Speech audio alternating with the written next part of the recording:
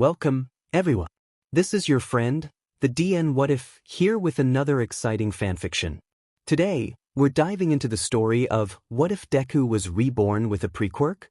If you enjoyed this video, don't forget to hit that like button and subscribe for more fanfiction content just like this. Now, let's get started with the fanfic. Chapter 1. A Hero's Death. Above the skies of Tokyo, shockwaves resounded with every blow exchanged between the two figures.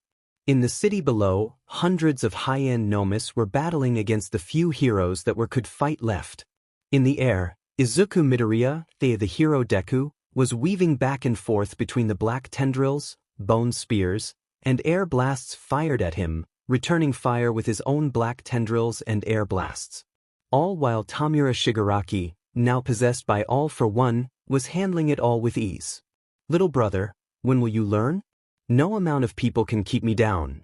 What makes you think one more person will be able to defeat me? Especially a boy who can't even actualize the full potential of One for All. But All for One was met with only silence, as Izuku kept quiet with only his murderous gaze locked onto the symbol of fear. But inside his mind, it was anything but quiet. Should I attack him from above? No, as long as he touches with me with those hands.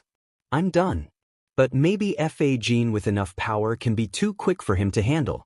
Restrain him with black WHP for the final attack? Smoke screen. But what else can I do? I need to be sure. Ninth, I think it's time for you to use my quirk, Pinpoint, as voice in his head said. With this quirk, you'll be able to hit anything with unerring accuracy as long as it's within your view, no matter how far. Yes, maybe with this we can finally end this. It's almost time to end this. Say goodbye to this world and ready for the next, Izuku Midoriya. The villain began activating his multiple quirk. His arm started to grow larger and larger until it was larger than a sedan. Arcs of red lightning and black tendrils traveled around his arm and steamed with a black mist, shockwaves spreading outwards. Ultimate quirk combination. Apocalypse. All Might was worried. Although most of the villains and nomes were captured, the final battle had yet to end. The battle between young Midoriya and his MSDR's grandson turned All for One created vibrations that could felt even on the ground. But without access to his former strength, he lacked the power to assist his protege. All he could do now was wait and hope for the best. Suddenly his phone rang. Hello? Tashinori here, All Might responded. Hey, it's Tsukachi, we found something strange down here, a voice said through the phone, now identified as the detective. What is it? We found these strange red handprints over all the nomes and villa dashed. An explosion rang loudly above the city. With this, Tokyo will be destroyed. And from the ashes, a new world will emerge, a world where quirks will reign supreme. With his arm arched back, a small, pure black ball hovered in front of his fist. He started to accelerate down to Izuku. CRP. That's enough power to erase the city below. I don't have enough power to handle that. I think it's time. In his mind, the 8 previous users of One for All stood before him. Even the previously blurry face of his mentor All Might was now clear. One by one, they started to fade and their wisp flowed towards his own blurry body, which started to become more and more transparent. With the final addition of the first user, the voices of all of them said, "It's your turn." Opening his eyes, Izuku looked at the figure rapidly approaching him from above. Using float, he began speeding towards All for One, utilizing Fa Gene to boost his speed, black WHP to wrap around his right hand. When their fists met, the force from their collisions stirred up tornadoes around them, destroying building and shattering window panes below within a 5-mile radius. Is this all you could do, boy? All Might delivered more power than you in his faltering body. But strangely, for the first time in months, Izuku smirked. Alarmed by the unexpected expression, All for One tried to pull away from the hero when he realized he couldn't back away from the boy. They were attached together by black WHP, which prevented the villain from even attempting to warp away. That's because I didn't put my back into it. Izuku's left arm, which was free, started to glaringly glow with green engine and his body was now covered in thick arcs of green lightning. Geo beyond dash, the tremendous power of the approaching arm, which was boosted by all the collected of the kinetic energy and the remnant of the previous users, caused the very arm around them to burst into flames. If it weren't for pinpoint, even Izuku wouldn't be able to sense where all for one was from all the light. Plus ultra. The explosion that resulted from the punch was strong enough to move the clouds, causing all the clouds in the direction of the punch to part ways in a V formation. On the ground below laid a charred body with only its head and torso left. It was none other than Tamura Shigaraki, who gained control of his body, lying inside the crater. Approaching the body was Midoriya, without both his arms, with the sockets cauterized. It's over, Tamura. You rasp think it's ov rasp rasper? No, it's only the rasp beginning, whispered Shigaraki before his eyes glossed over.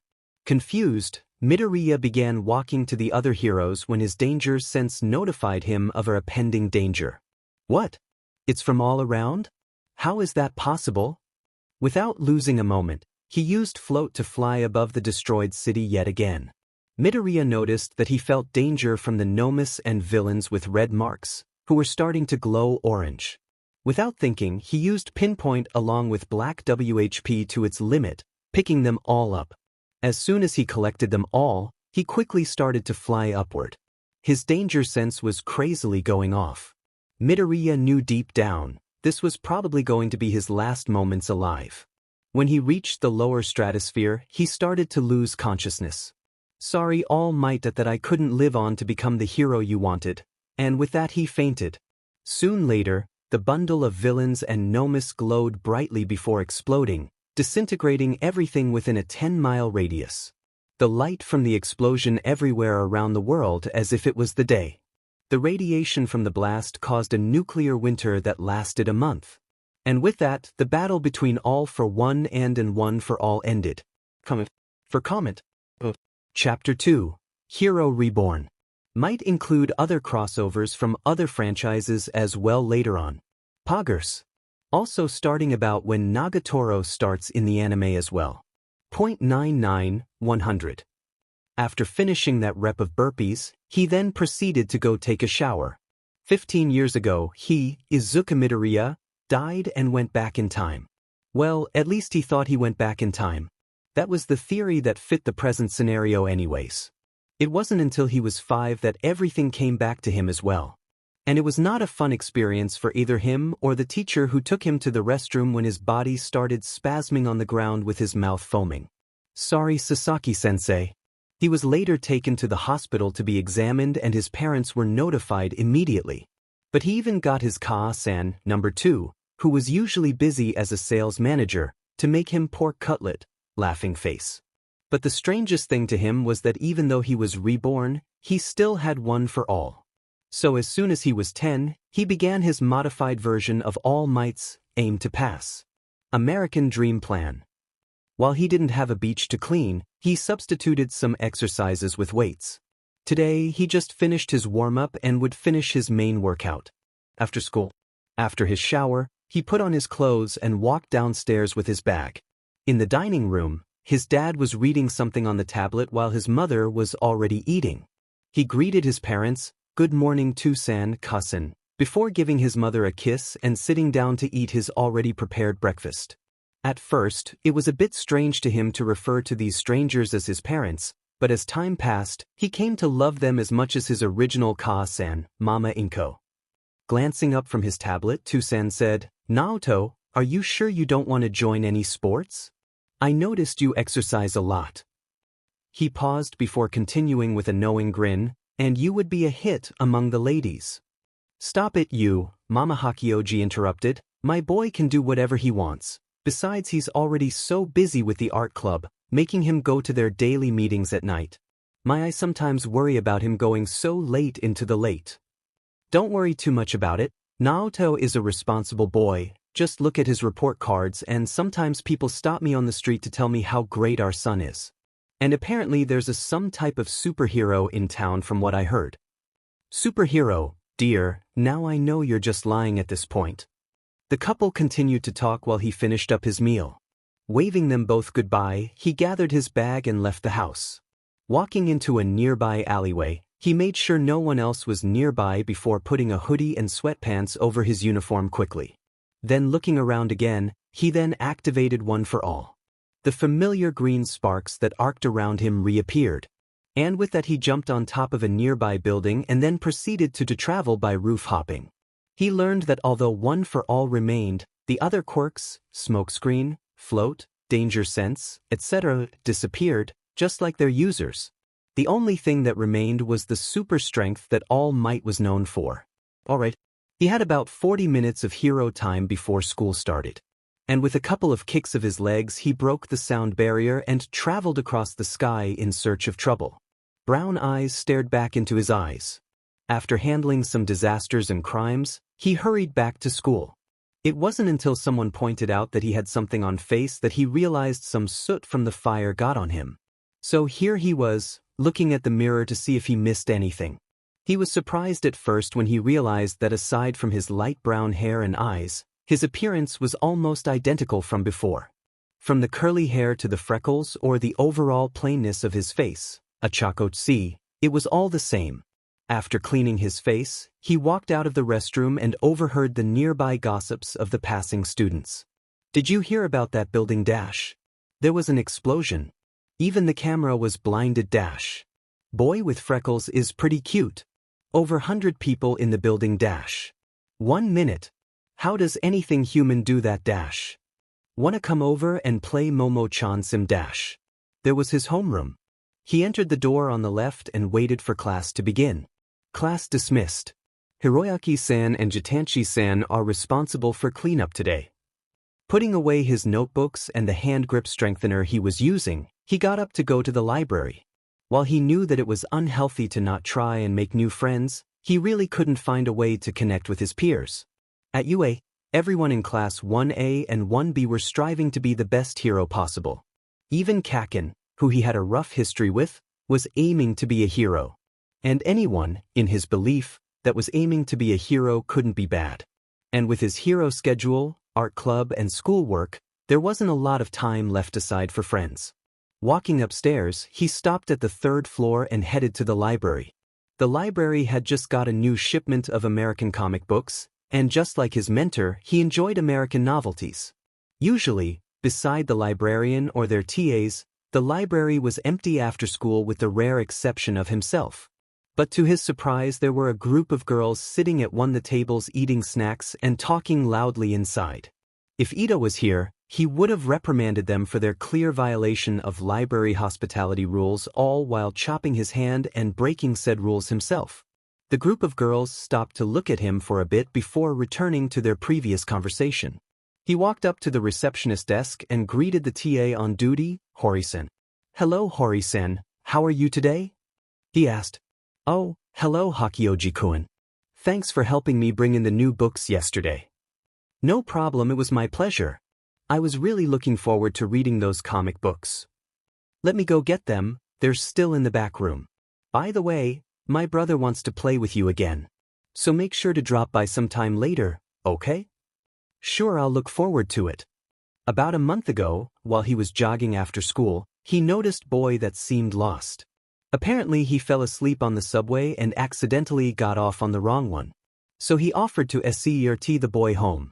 Of course, no one believed the boy when he said that the big brother that took him home could fly. While waiting for Hori-san to take out the comic, he went to sit at the tables nearby and wait. Comment. Chapter 3, Meeting Nagatoro. Waiting to the table in the back, he put down his bag and took a notebook out to begin working on his assignments. While the girls talking were a bit annoying, it was kind of comforting in a way. It reminded him of the times when girls of 1A would hang out and gossip, the times before the Paranormal Liberation War. Why was it so quiet all of the sudden, and why did he feel gazes directed towards him?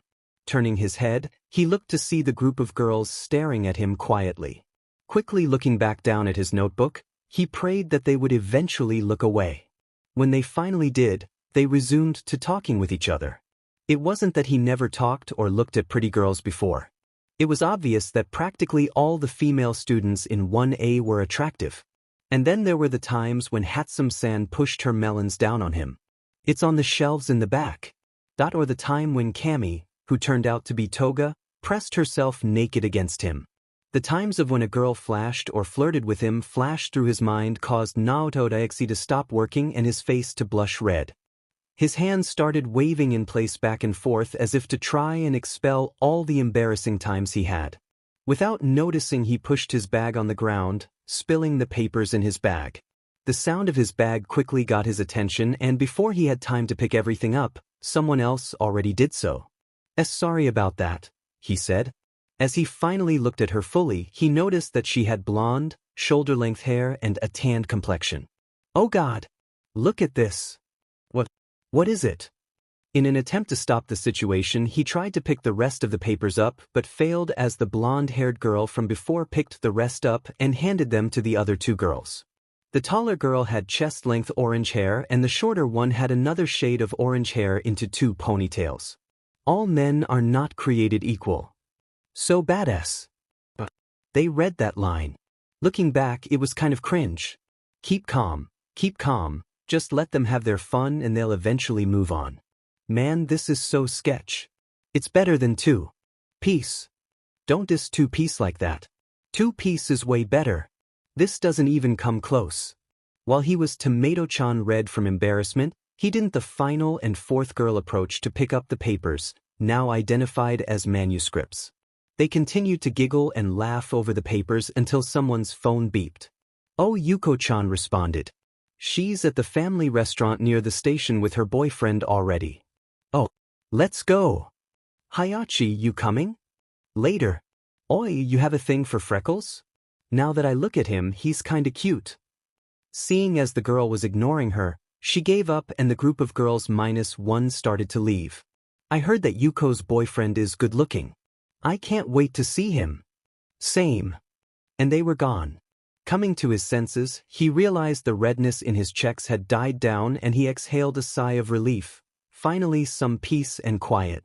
Which had expected already from the library, but oh well.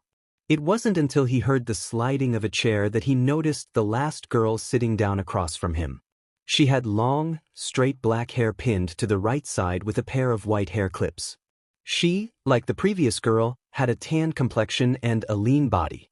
"I'm a first year," the girl said, with her hands propped on the table holding up her head and a smile on her face. "Are you a second year?" she asked him. Clearing his voice and tugging on his collar, he said, "Why I am." "You're my senpai, then," she said while giving him a larger grin. Under her gaze, he sat uncomfortably in his chair. "When will Hori-san come back with the comic book? What's taking her so long? Dreams can become reality. I want to be a hero. Plus ultra." "What? Their lines in this are so shonen, and look at the ladies you drew. You really made this lady big so that her beers would be bigger, huh? And no, her quirk allows to grow bigger, which means even her sea chest will get larger in the process." The tanned girl then proceeded to put one of the manuscripts in his face. "So basically, Izuku Midoriya is you, isn't it?" Technically, she was correct, so he accepted fate. "Why's he's me?" As she bobbed her head side to side along with her clasped hands, she said, "Poor Midoriya, you projected yourself onto this unfortunate shonen protagonist, who eventually realizes his dream to become the number hero." Gaimo-chan was right when she said this was like 2-piece. I didn't base this off of 2-piece. If anything, 2-piece was basing everything on my dream to become number 1 hero. Actually, I feel bad for Midoriya and you, senpai. Look at this, she said pointing to the paper. You basically let yourself get bullied and beat up. I didn't know you were into that type of stuff, senpai. Standing up, she slammed her fist into her palm before exclaiming, "All right, let's do this." She then pushed the 2 tables together and gestured for him to stand up. I got some experience with hand-to-hand combat, and if I do say so myself, a mean kick. She then proceeded to demonstrate some mock punches. After she calmed a bit, her face started to focus. He noticed that her back leg was tensed up, ready to propel her forward, both her arms in a typical boxing stance. Her form was pretty decent for a non-hero. She was most likely going to push forward, do a right forward followed by a left hook, and if her hips pivoting mean anything, end it with a roundhouse kick. Of course the analyzation all happened in a moment in his head. Afterwards she plucked a strand of her off her hand and mushed her face. "Eat this." What? He remembered putting that scene in his manuscript, but although the moment gave him his quirk was one of the greatest moments in his life, he was absolutely floored when he realized he had to eat his idol's hair. He couldn't believe she was telling him to do that of all things. Slowly stepping forward, he braced himself for what was to come. As he got close to take the hair from her hand, his other hand slapped the outreached hand. No way. All Might was one thing, but a teenage girl? He'll be no better than my Netta, RP my fruity grape boo, dash winky face. See? See? She started walking towards him. But as she advanced he kept on retreating with her every step. See this? See this? You don't have the guts to handle eating the #1 hero's hair, much less a girl. Huh? No way your version could handle eating their hero's hair. What was she talking about? How does eating a strand of hair mean the difference between being a version or not? He was utterly confused. Then the girl got really close into his face, with only a couple of inches between each other. Why is she so close? The previous tomato-chan red came back in full force on his freckled face. In an effort to avoid such closeness he tried turning his body around. But with every attempt, she moved to position herself in front of him again and again. What are you doing, senpai? You know it's rude to not look into someone's eye when they're talking to you. Suddenly, as he was trying to turn again, she slammed her hand against the shelves. You know what I realized, senpai? She asked with grin and eyes shining with glee. I think you're pretty creepy. Why was she bullying him? Please, tears don't escape. You faced far worse villains and even worse enemies. Don't lose to this pretty Gyru. There, senpai, she said as she used a handkerchief to wipe away any traitorous tears that escaped his eyes. Sorry about that, senpai, the girl said. You can keep the handkerchief. Before leaving the library, she turned around again with a delighted smile and said, Bye, senpai, see you later. Phew, that was over. As a child he grew up quirkless, so he was used to all types of bullying, physical and mental. He should be used to talking with pretty girls, but something about that girl made him feel weak in the knees and the predatory look in her eyes really made him feel cornered. In his head, he repeatedly asked All Might for forgiveness for not manning up. Still, he couldn't believe a first year made him cry. Are you serious? You cry like every other episode, and it rains when you cry. Have you seen Mama Inko cry? Hakio-jakuen, I'm back with your comic book. Where were you the entire time? Creator's thoughts. VenerableFox. Like it? Add to library. Comment. 7 comment. Chapter 4. Hero Time. This is the only chapter released for a while because I'm headed to Washington for a week. Enjoy. North of the city Hayama, Kanagawa laid the bustling metropolis that was Tokyo City. The setting sun bathed the city in an orange tint. 10 minutes? I haven't been able to improve at all. Standing on top of Tokyo Tower was none other than Deku. As soon as the coast was clear, he used 80% of One for All to get to Tokyo from Hayama, his hometown. Despite his continued training, he realized that he most likely wouldn't be able to use the last 20% until he finished PBRTY. He was wearing his handmade hero costume that he made from his part-time job at a restaurant. It was a green jumpsuit with segments of leather sewn on top. Covering his mouth was a modified gas mask that wrapped all the way around his neck.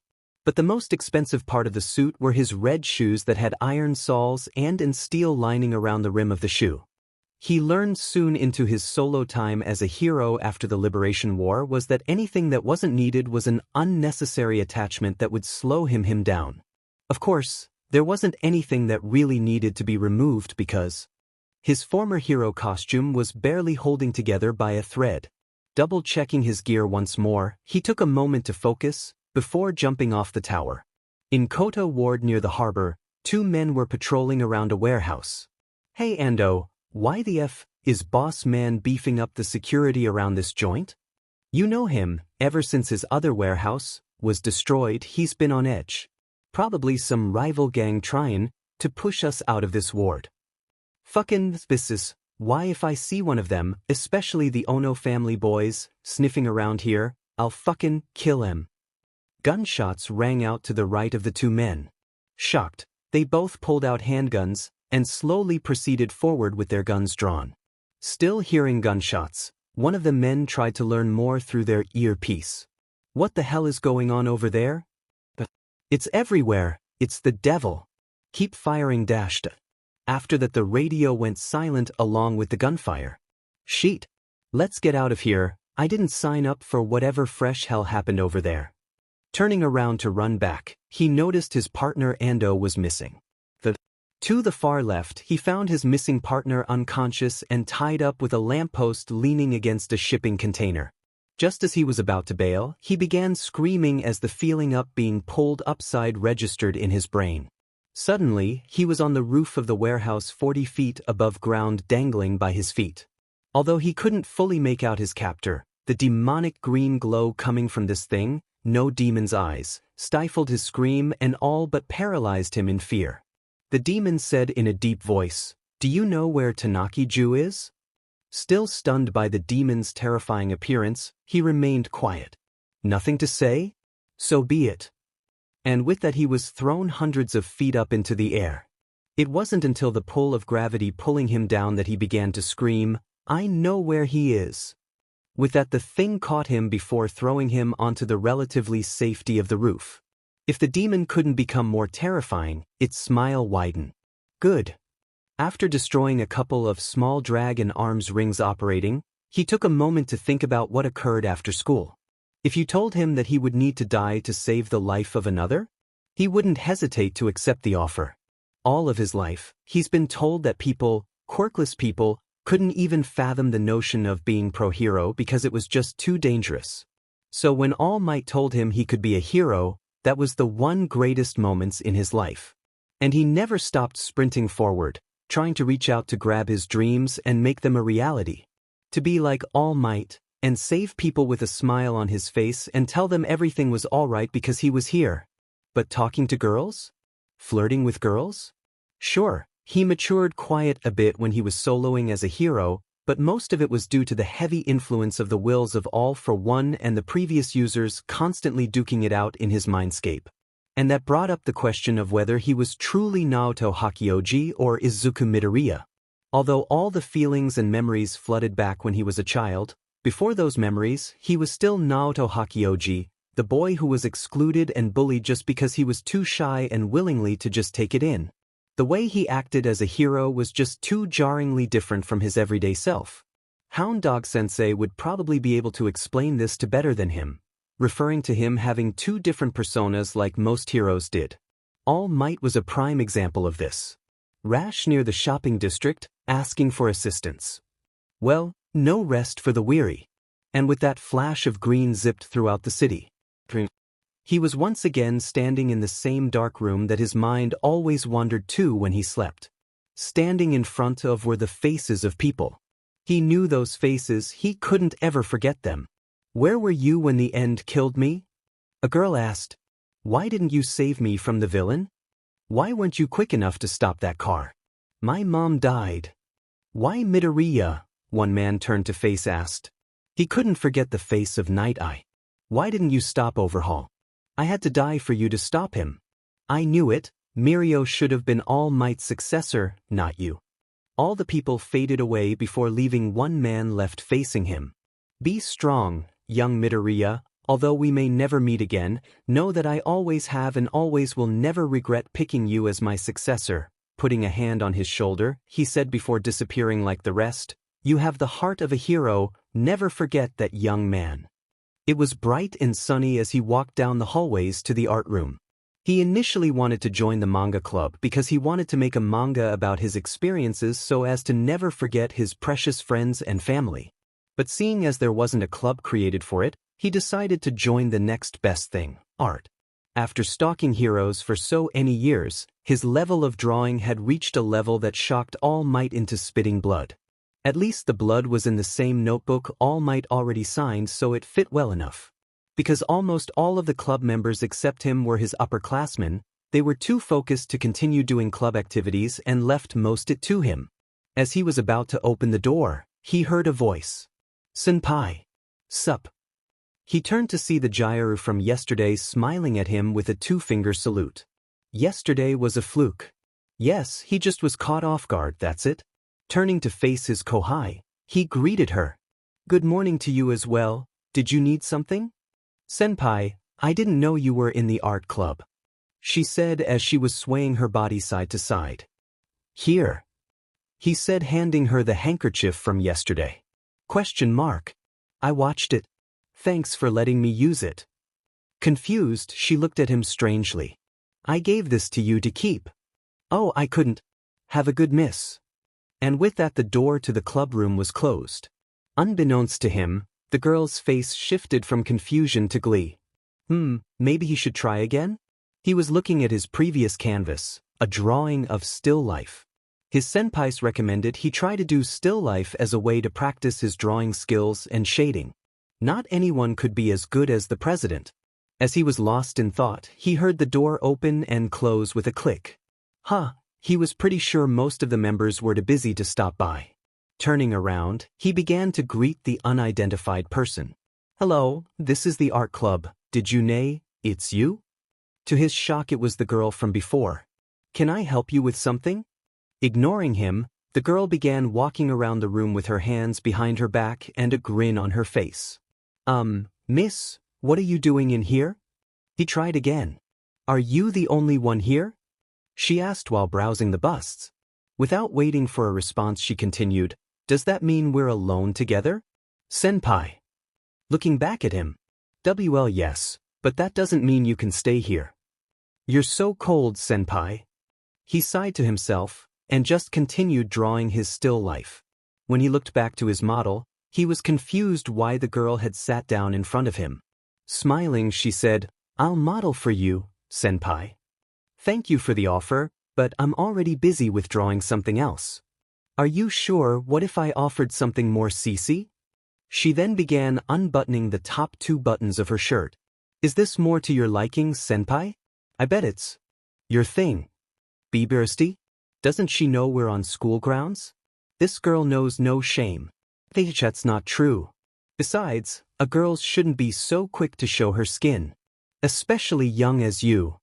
So you're saying that if I was older, you wouldn't mind drawing me ND? Then she spread her shirt open a little wider to reveal a hint of her bra. His mind short-circuited. BBBubs? Stepping as if the distance would shield him from the enticing view, he fell backwards onto his chair, which fell to the ground.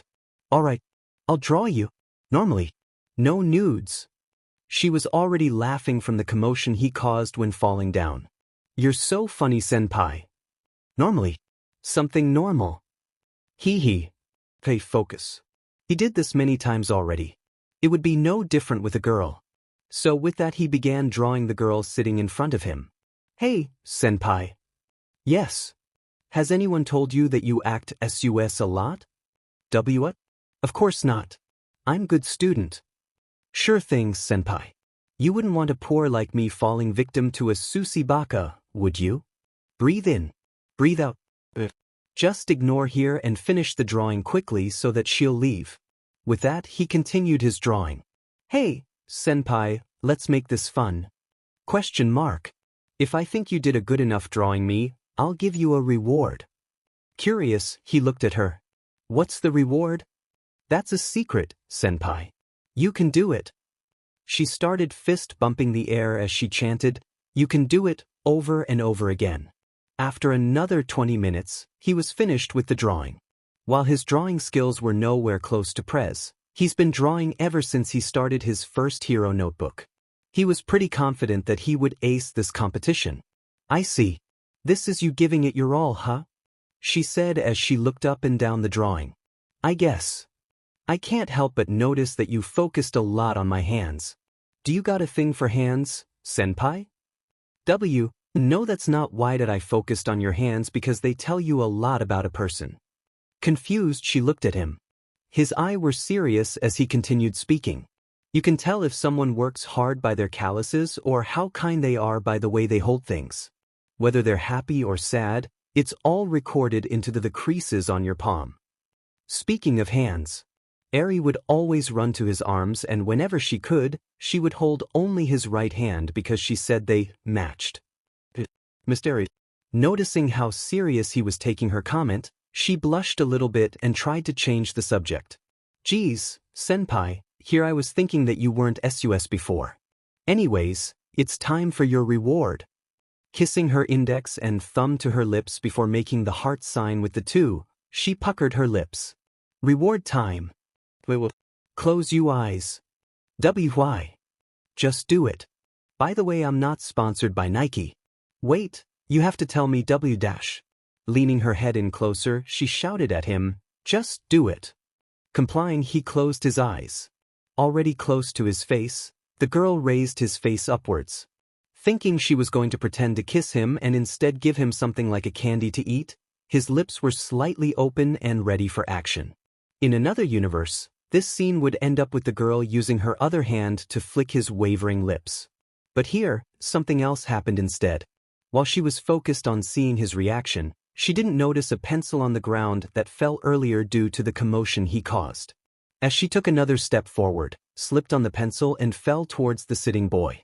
Trying to stop her fall, she used both of her hands to try and stabilize her body by using his shoulders. But the slip had enough power to her face down right to his face. They kissed. Paralyzed, the girl was still for a moment, before blush became transparent on her face. On the other hand, the boy thought the girl was pushing something against his lip. He gave it a little lick and tasted. Watermelon? As tongue tried to lick the object again to taste the wonderful flavor, the girl suddenly pulled back. Noticing that his eyes were still closed, she began bluffing her way out of the situation. Ah, you thought that I kissed you. Stupid, senpai. It tasted like watermelon. Still lost in thought, he pondered what type of candy she let him lick. It tasted delicious. Unconsciously, he began licking his lips, trying to clean up the remnants of the fruity flavor. Seeing his face, she blushed harder. What's with that face? He began blushing, realizing what he was doing. You didn't think I was going to kiss, did you? But she wasn't finished and pushed on. You should have seen yourself. You made a funny face, expecting a kiss. I didn't. It was true. He was expecting this. But her continuous onslaught kept him beet red. You're kind of funny, senpai. Eri, you done. He couldn't believe it, but he was looking forward to meeting criminals. He needed to vent all of this frustration. Go home if you're satisfied. But that only made her smile wider. I dunno, she said, it's kind of fun observing you. Moving around him, eyeing him from multiple perspectives. Leaning in closer, she whispered into his ear, and you're pretty cute. It was officially, his face was redder than Kirishima's hair. In effort to block her view, he put both hands in front of his face. Seeing an obstacle blocking her view, she grabbed both his arms in an attempt to pry them from his surprise. To her shock, his arms didn't budge, as if her strength didn't register to him. As a girl who took part in various athletic clubs like track or swim meets, she knew her own strength. She was confident that she could even overpower some adults even. Seeing that brute force wouldn't work in this situation, she tried another tactic. The armpits. Instantly she began tickling him. All his defense crumbled before her. Laughter filled the room. Stop hee it. I give up. He shouted between laughs. With a delighted grin she said, Senpai, I thought you were a guy. He laughed so much that tears began filling his eyes.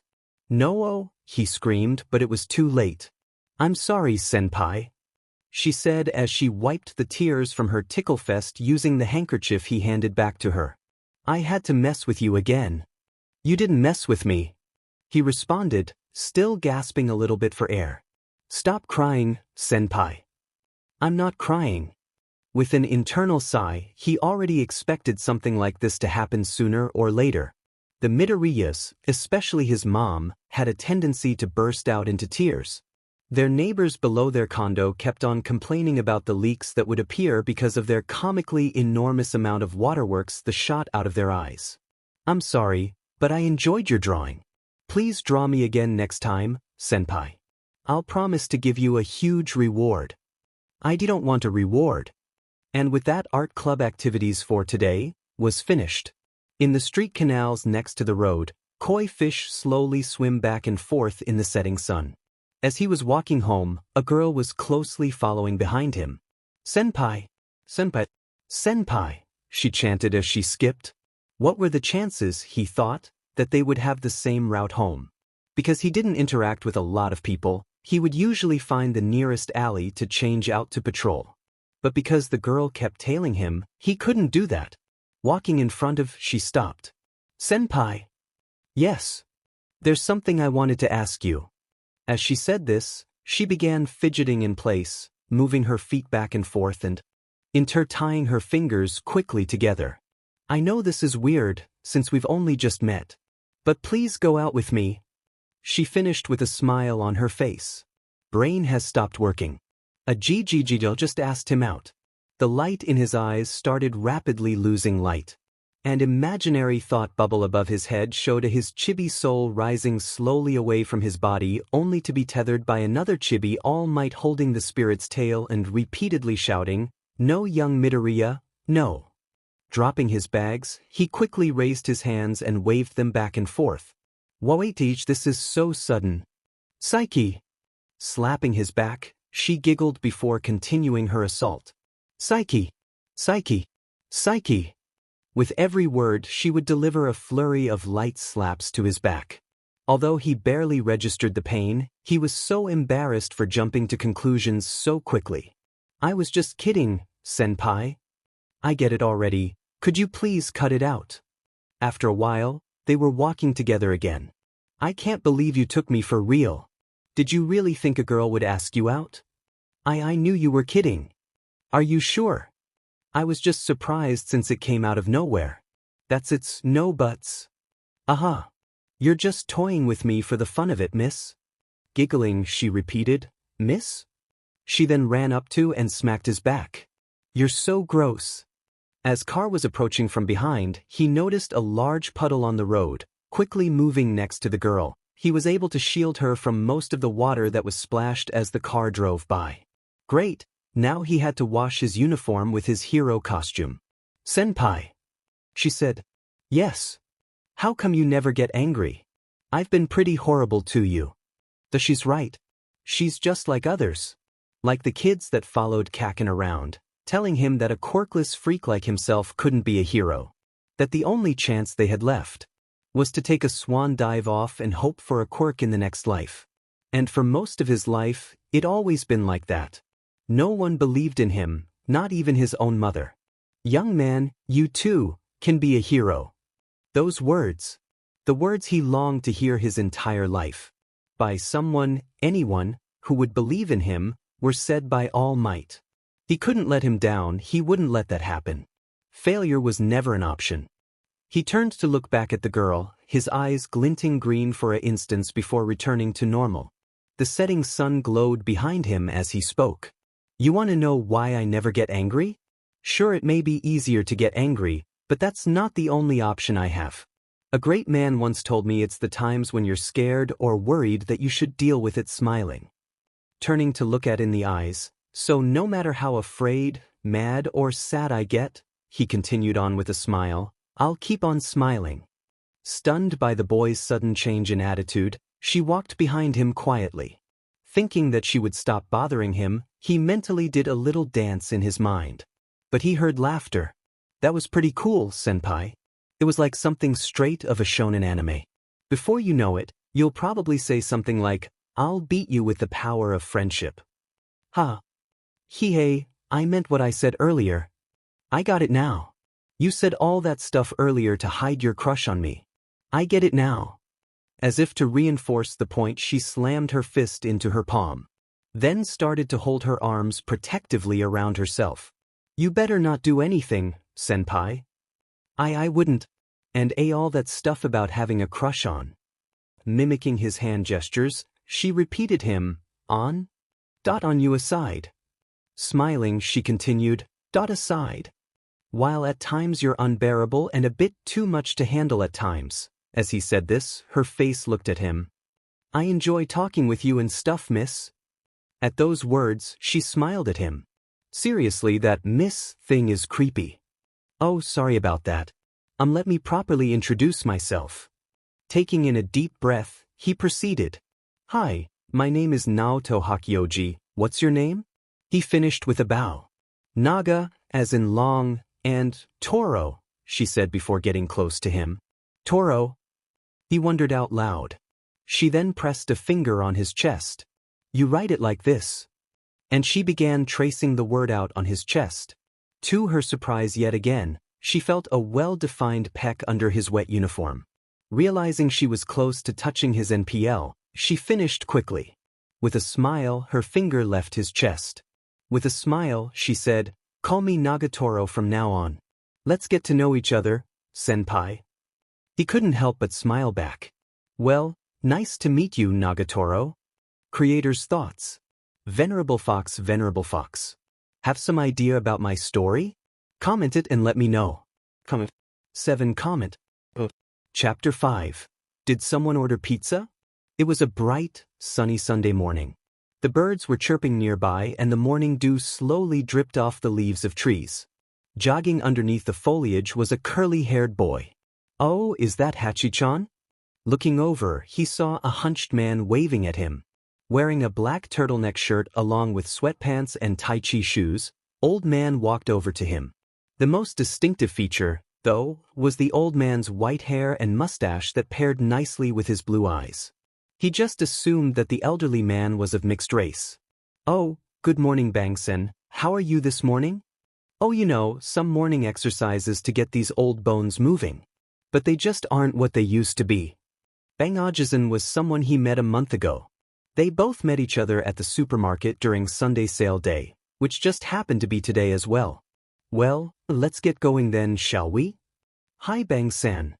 Because they always went to the supermarket on Sunday, they've been meeting up in the morning at the underpass near Takamichi Street. Apparently, the old man ran a dojo. And if there was anything to say based on his enthusiasm talking about his students, one could tell the man loved his job. I was thinking of grilling some meat for my students. What do you think about it? Maybe you should get the filet mignon? The weekly ad said that they were 50% this week. And try to beat the housewives to it? I may be getting older, but I don't want to die yet, young man. But when the duo turned the corner, they noticed the street was taped off with dozens of police officers holding back an ever-growing crowd of people curious as to what was happening. Turning to another man standing nearby, he tapped his shoulder. Excuse me, sir, but what is going on? From what I heard, some bank robbers drove all the way down from Yokohama and holed up in this supermarket because they ran out of gas. They were carrying pretty heavy stuff too, like rifles and vests. Maybe it was best for him to sit this one out.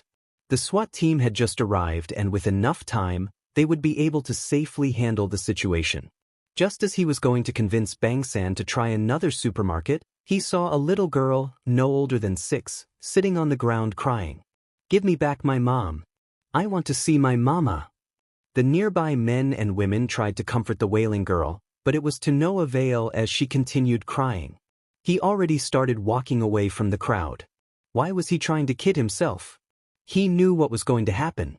It wouldn't be him to not do it. Sorry, Bang-san, something came up. Maybe we can try again next week? No problem, young man, stay safe. You too, have a good day. You could take him out of the hero world, but you couldn't take the hero out of him. The supermarket had 3 levels with there being 2 levels and large underground level that was used mostly for refrigeration units and unpackaging. Above it was the grocery store and above that was the floor used for employees only. He knew this because his father was the project manager that was in charge of building the supermarket 3 years ago. Making sure to jump onto the supermarket's roof in the SWAT sniper's blind spot, something he learned to do against Lady Nagant. He made sure to pull his hoodie over his head before slowly crouch walk to one of the open windows to the 2nd story. Making sure to carefully peek into the window to make sure no one was there, he lowered his body before swinging feet first into the building. Rolling on the ground, he used his momentum to continue forward until he was upright once again. He was in. John, Joey, Jefferson wasn't always a bank robber, and not certainly one in a foreign country for that matter.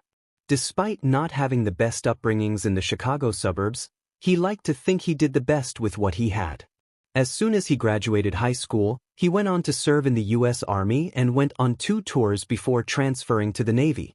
He thought that although it wasn't the best situation, he got to travel a lot, so that was always something to look forward. While drinking at some bar in Yokohama, he got a little bit too wasted. One thing led to another. Someone found himself dishonorably discharged for multiple SXL assaults and battery. Though they offered him passage back to the States, he declined and worked small jobs here and there in the nearby city. And when some Japs offered him a job that would cash in a lot of money, how could he refuse? Here he was, now pointing his gun at civilians. He knew this was wrong. This went against everything his fellow brothers and service men fought for. Using the few Japanese words he knew, he spoke up. Hey, no, right. A man with bleached hair and a receding hairline looked back at him. The F he's saying? The man next to him, who recruited him, asked for more clarification. John-san, what is problem? We already got the money, right? We don't need these people. Just look at them. It ain't right holding them. We should let them go and bail. Hey Kitsuga, what is this foreigner saying? He wants to let the hostages go. Hold him down. 2 men behind him tried to grab and force him down. He responded quickly. He delivered a haymaker to the man on the right before throwing a jab to the gut to the man on the left. Just as he was about to kick another man approaching him, he felt a stab to his side. Wounded, he collapsed to his knees. The men from before quickly got up to roughly secure him. Speaking in Japanese, the bleached-haired man looked at the hostages who were huddling in the corner. Looky here, this foreigner tried to rescue ya. So this is what happens to anyone thinking of trying to play hero. Walking in front of the downed man, he pulled out a revolver and placed it right against the man's brown forehead. Just as he was about to pull the trigger, the lights went out. There goes the power generators. After locating the electric room on the 2nd floor, he found 2 armed men inside the surveillance room the hallway down. Luckily, he avoided all the cameras. Hiding behind a cabinet, he waited for the men to leave the room. He could hear the men talking into a radio. The power seems to have cut out, I'll check it out. After that, he heard footsteps approaching his location. And with a burst of speed, he closed distance between the 2 men and him in an instant, delivering an uppercut to the man on the right followed with leg sweep that made the other man collapse. With 1 down, he focused his attention on the man on the ground. Pulling the man closer with his collar, he primed his fist at the man's fist. Start talking. After interrogating the man, he gave the man a quick chop on the neck before securing them both up. He now knew where the hostages were being held. Most of the group were situated in the basement floor, leaving the ground floor unguarded. With the sole exception of the 2 upstairs, everyone else, included the hostages, were taken downstairs. But there was only one entrance underground, which was ramp in the background. They most likely barricaded the area. He could try that. What's taking them so long? Dachi, have you tried contacting them yet? Yeah boss, I did. But they ain't responding. Sheet, something might have happened. I want you to send TW-. Bang bang. Raising their guns, everyone's attention turned to the overhead door. Was that the police? That wasn't normal police protocol. Usually they would call the captors first and attempt all non-violent methods before escalating to violent measures. They weren't following the script at all. Anxious, the boss raised his voice. Who the hell is it? Hello, this is Pizza Hut, Hayama store. Did someone order a pizza? Wadash. Smash. The wall next to the steel door broke, sending dust and pieces of cement flying everywhere. And from the dust, a figure could be seen. Get the ho dash. But the man never finished the sentence because in the next moment the man those around were moved into the air. Following the green flash were men thrown chaotically around the room. And just like that, the hostile takeover of a supermarket had come to a conclusion. There was pizza. And he went zoom, zoom dash. Burst into the room dash. Pizza, I tell you. Pizza dash. Making sure that people inside the store got out safely along with the criminals appended, he turned to leave.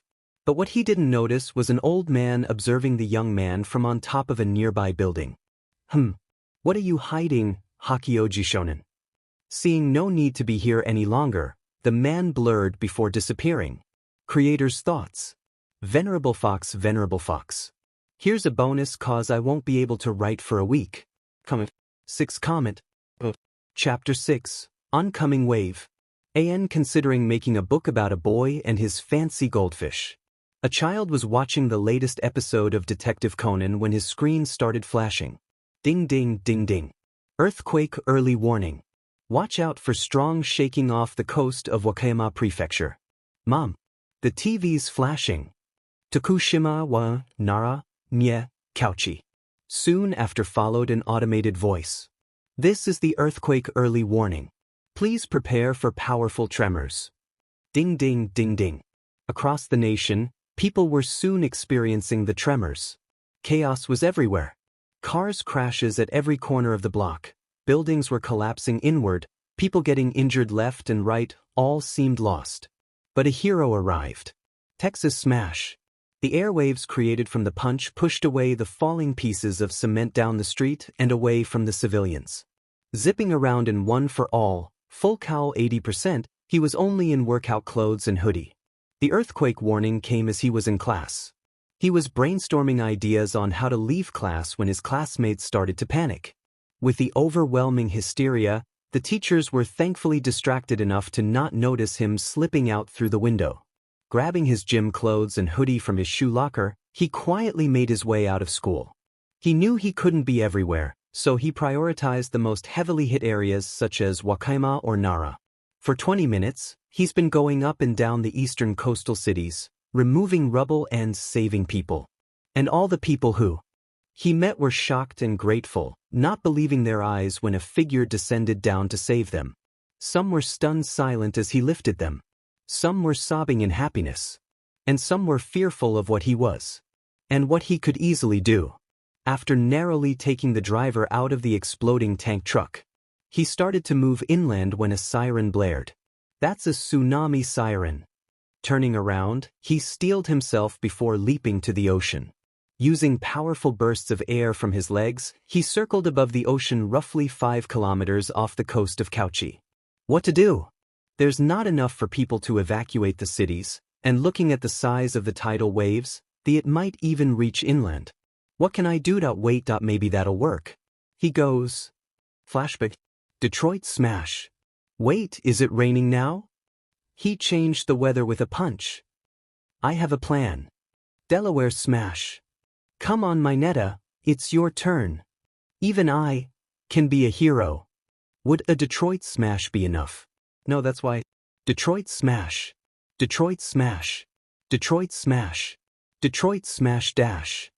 Under one for all, full cowl 100%, he flew up and down the coast faster than the eye could see. In his wake, multiple cyclones followed suit, lasting long enough to be replaced with another. He felt his bones and muscle tire from the tremendous power he put on them. But he couldn't stop. He would not stop. The encroaching waves pulled by the powerful suction from the cyclones, stalling. It was as if a wall of wind and green lightning walled off the devastating waves from approaching land. But the tsunami was merely stalled, not stopped. He bred on for another hour.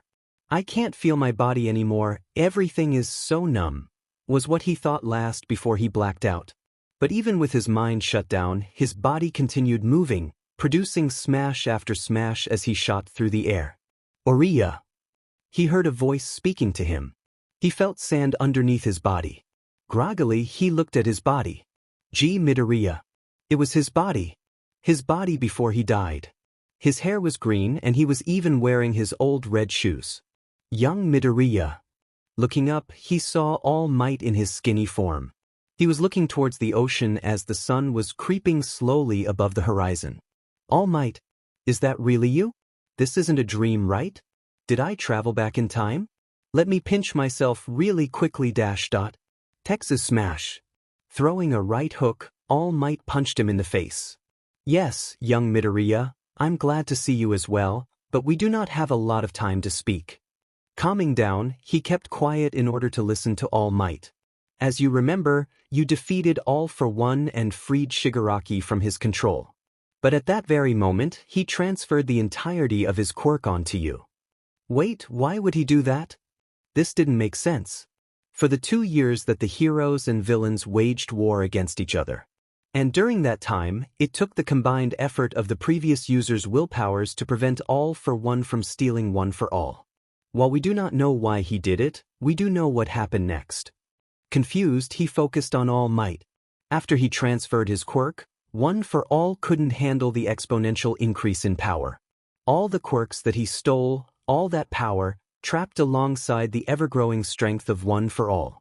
Your body was forced to evolve with it or perish. But something happened. Question mark. All for One and One for All merged together. Looking back at his protege, his successor's son, and the result is you, one who has transcended above the mortal limit. You broke past the singularity point. Fading away, he gave his apprentice a hug. Stay strong, Izuku. I know that whatever lies ahead, you'll make me proud to be your teacher. Goodbye, Izuku. And with that, the sun exploded. An old man was stretching on top of an empty building, watching as the figure prevented the incoming tsunami from approaching land. So you came too, brother? Walking to the Bang's side was also an elderly man. He sported a long beard and white, long hair with the top of his head being bald. What's wrong with the older brother checking up on his younger sibling? Bang? The last time we met, Bomb, you said you had to use the restroom at the restaurant and left the bill for me to pay. Bang grimaced at the memory of paying so much money. Chuckling guiltily, he scratched the back of his neck. Sorry, I forgot my wallet. Turning serious, Bomb looked at the scene in front of him. Further out in the sea, there seemed to be an invisible barrier holding back the rapid swells of ocean water back. And on top of the wave one could catch the glimpse of a figure going left and right with green lightning following it in its wake. Big brother, if you were in your prime, do you think you could copy that young man out there? Bomb kept silent before responding. No, even in my prime, there wouldn't be enough wind pressure created from the whirlwind iron-cutting fist to stop that much water, much less a tsunami. Pausing a moment, he continued on. Do you know him, brother? Ah, I met that young man on a shopping run. We've been shopping together since. It also seems that he is the new vigilante the commissioner is interested in recruiting. I told you already, you're too old to continue doing this work. You should have retired years ago and focus on your dojo. Sighing, Bang put his hands behind his back. You're right, I'm too old to continue on with this. But after what Garu did, I feel obligated to continue doing this, as a way to right his wrongs to the association. Seeing that his brother would not change his mind any further, he focused on the situation before him. In the waters near the beaches, multiple shadows could be seen approaching. Just like old times, right, brother? I'll take the left, you take the right. Oh, are you sure you can take that many, big brother? You are older than me. Grinning at each other, they jumped off the building. Power. 100%. So much power. 223%. It was as if the floodgates had disappeared, allowing this rush of power to flow in. It wasn't stopping, it kept going and going. 333%. He needed an outlet. Looking down at the water below him, he found an answer. Preparing his body for a roundhouse kick, he shouted, "Shoot style." As if responding to the power that he emitted, a thunderstorm appeared, with numerous green lightning flashing around him. Loud thunderclaps boomed in the sky. St. Louis smosh. The sound barrier broke as his sweep kick completed its semicircle sweep. The way parted ways in the direction he kicked, showing the seafloor. The previous clouds that hung above all but disappeared or parted as well. Taking a moment to breathe, he admired the scene before him. The ocean parted all the way to the horizon and stayed so momentarily before the ocean flowed back. With the water rushing back, the previous tsunami all but dissipated. The tsunami was stopped. He couldn't help but be astounded by the astonishing sight of a clear sky around him bordered by rain clouds on each side. Just as he was planning to head home, he heard large booms to his right. Mom was making katsudon today. Maybe if I hurry up, there'll be some left. With hope that his father would not eat his portion, he went off towards the noise. When he arrived on scene, he was surprised to find multiple corpses of what appeared to be sea-men. They are at least 4 meters tall. Near one of the corpses of the seaman, which strangely had a crown and cape, was two men, one of them of which he recognized. Bang-san, what are you doing here? Oh, hello there, Hakioji-san. He looked at Bang before glancing at the man next to him. Oh, this is my older brother, Bam. Bam walked forward to shake his hand. It's nice to meet you, young man. It's nice to meet you too, sir. Looking at the scene of carnage around him, he couldn't help but wonder what happened.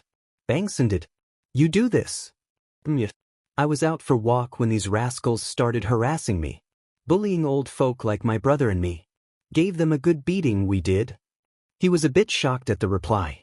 Bang, noticing the man was at a loss of words, chuckled. Starting to walk off, he looked over his shoulder. You should head home, young man. It's already so late, and with all the fuss brought up by the earthquake, your parents may be quite worried. I forgot about my parents. Oh no, Mom may ground me, gotta go home. Thanks for reminding me. Sorry, Bengtson, but I have to go home now. It was nice meeting you, Bam-san. Bowing once for each of the mentioned person, he quickly powered on one for all before jumping away. As both men began walking home, Bam starting. I'm surprised he didn't ask for more questions. Sighing to himself, Bang just realized what he did. Oh, he didn't forget. Come next Sunday's supermarket run, he'll be pestering me for more information. Looking up at his older brother, he waved at him.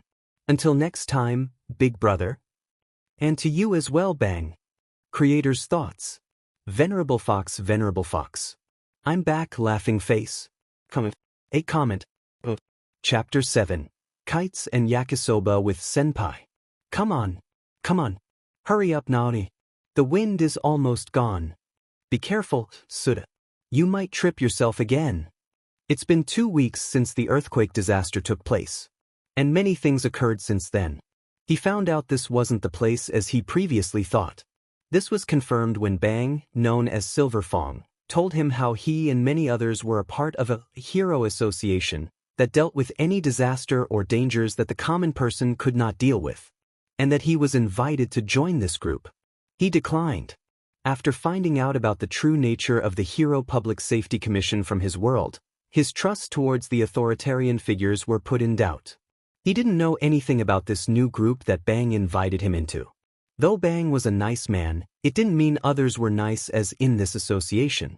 After getting scolded by his parents for arriving home so late during a national crisis, he noticed in the shower that his body changed.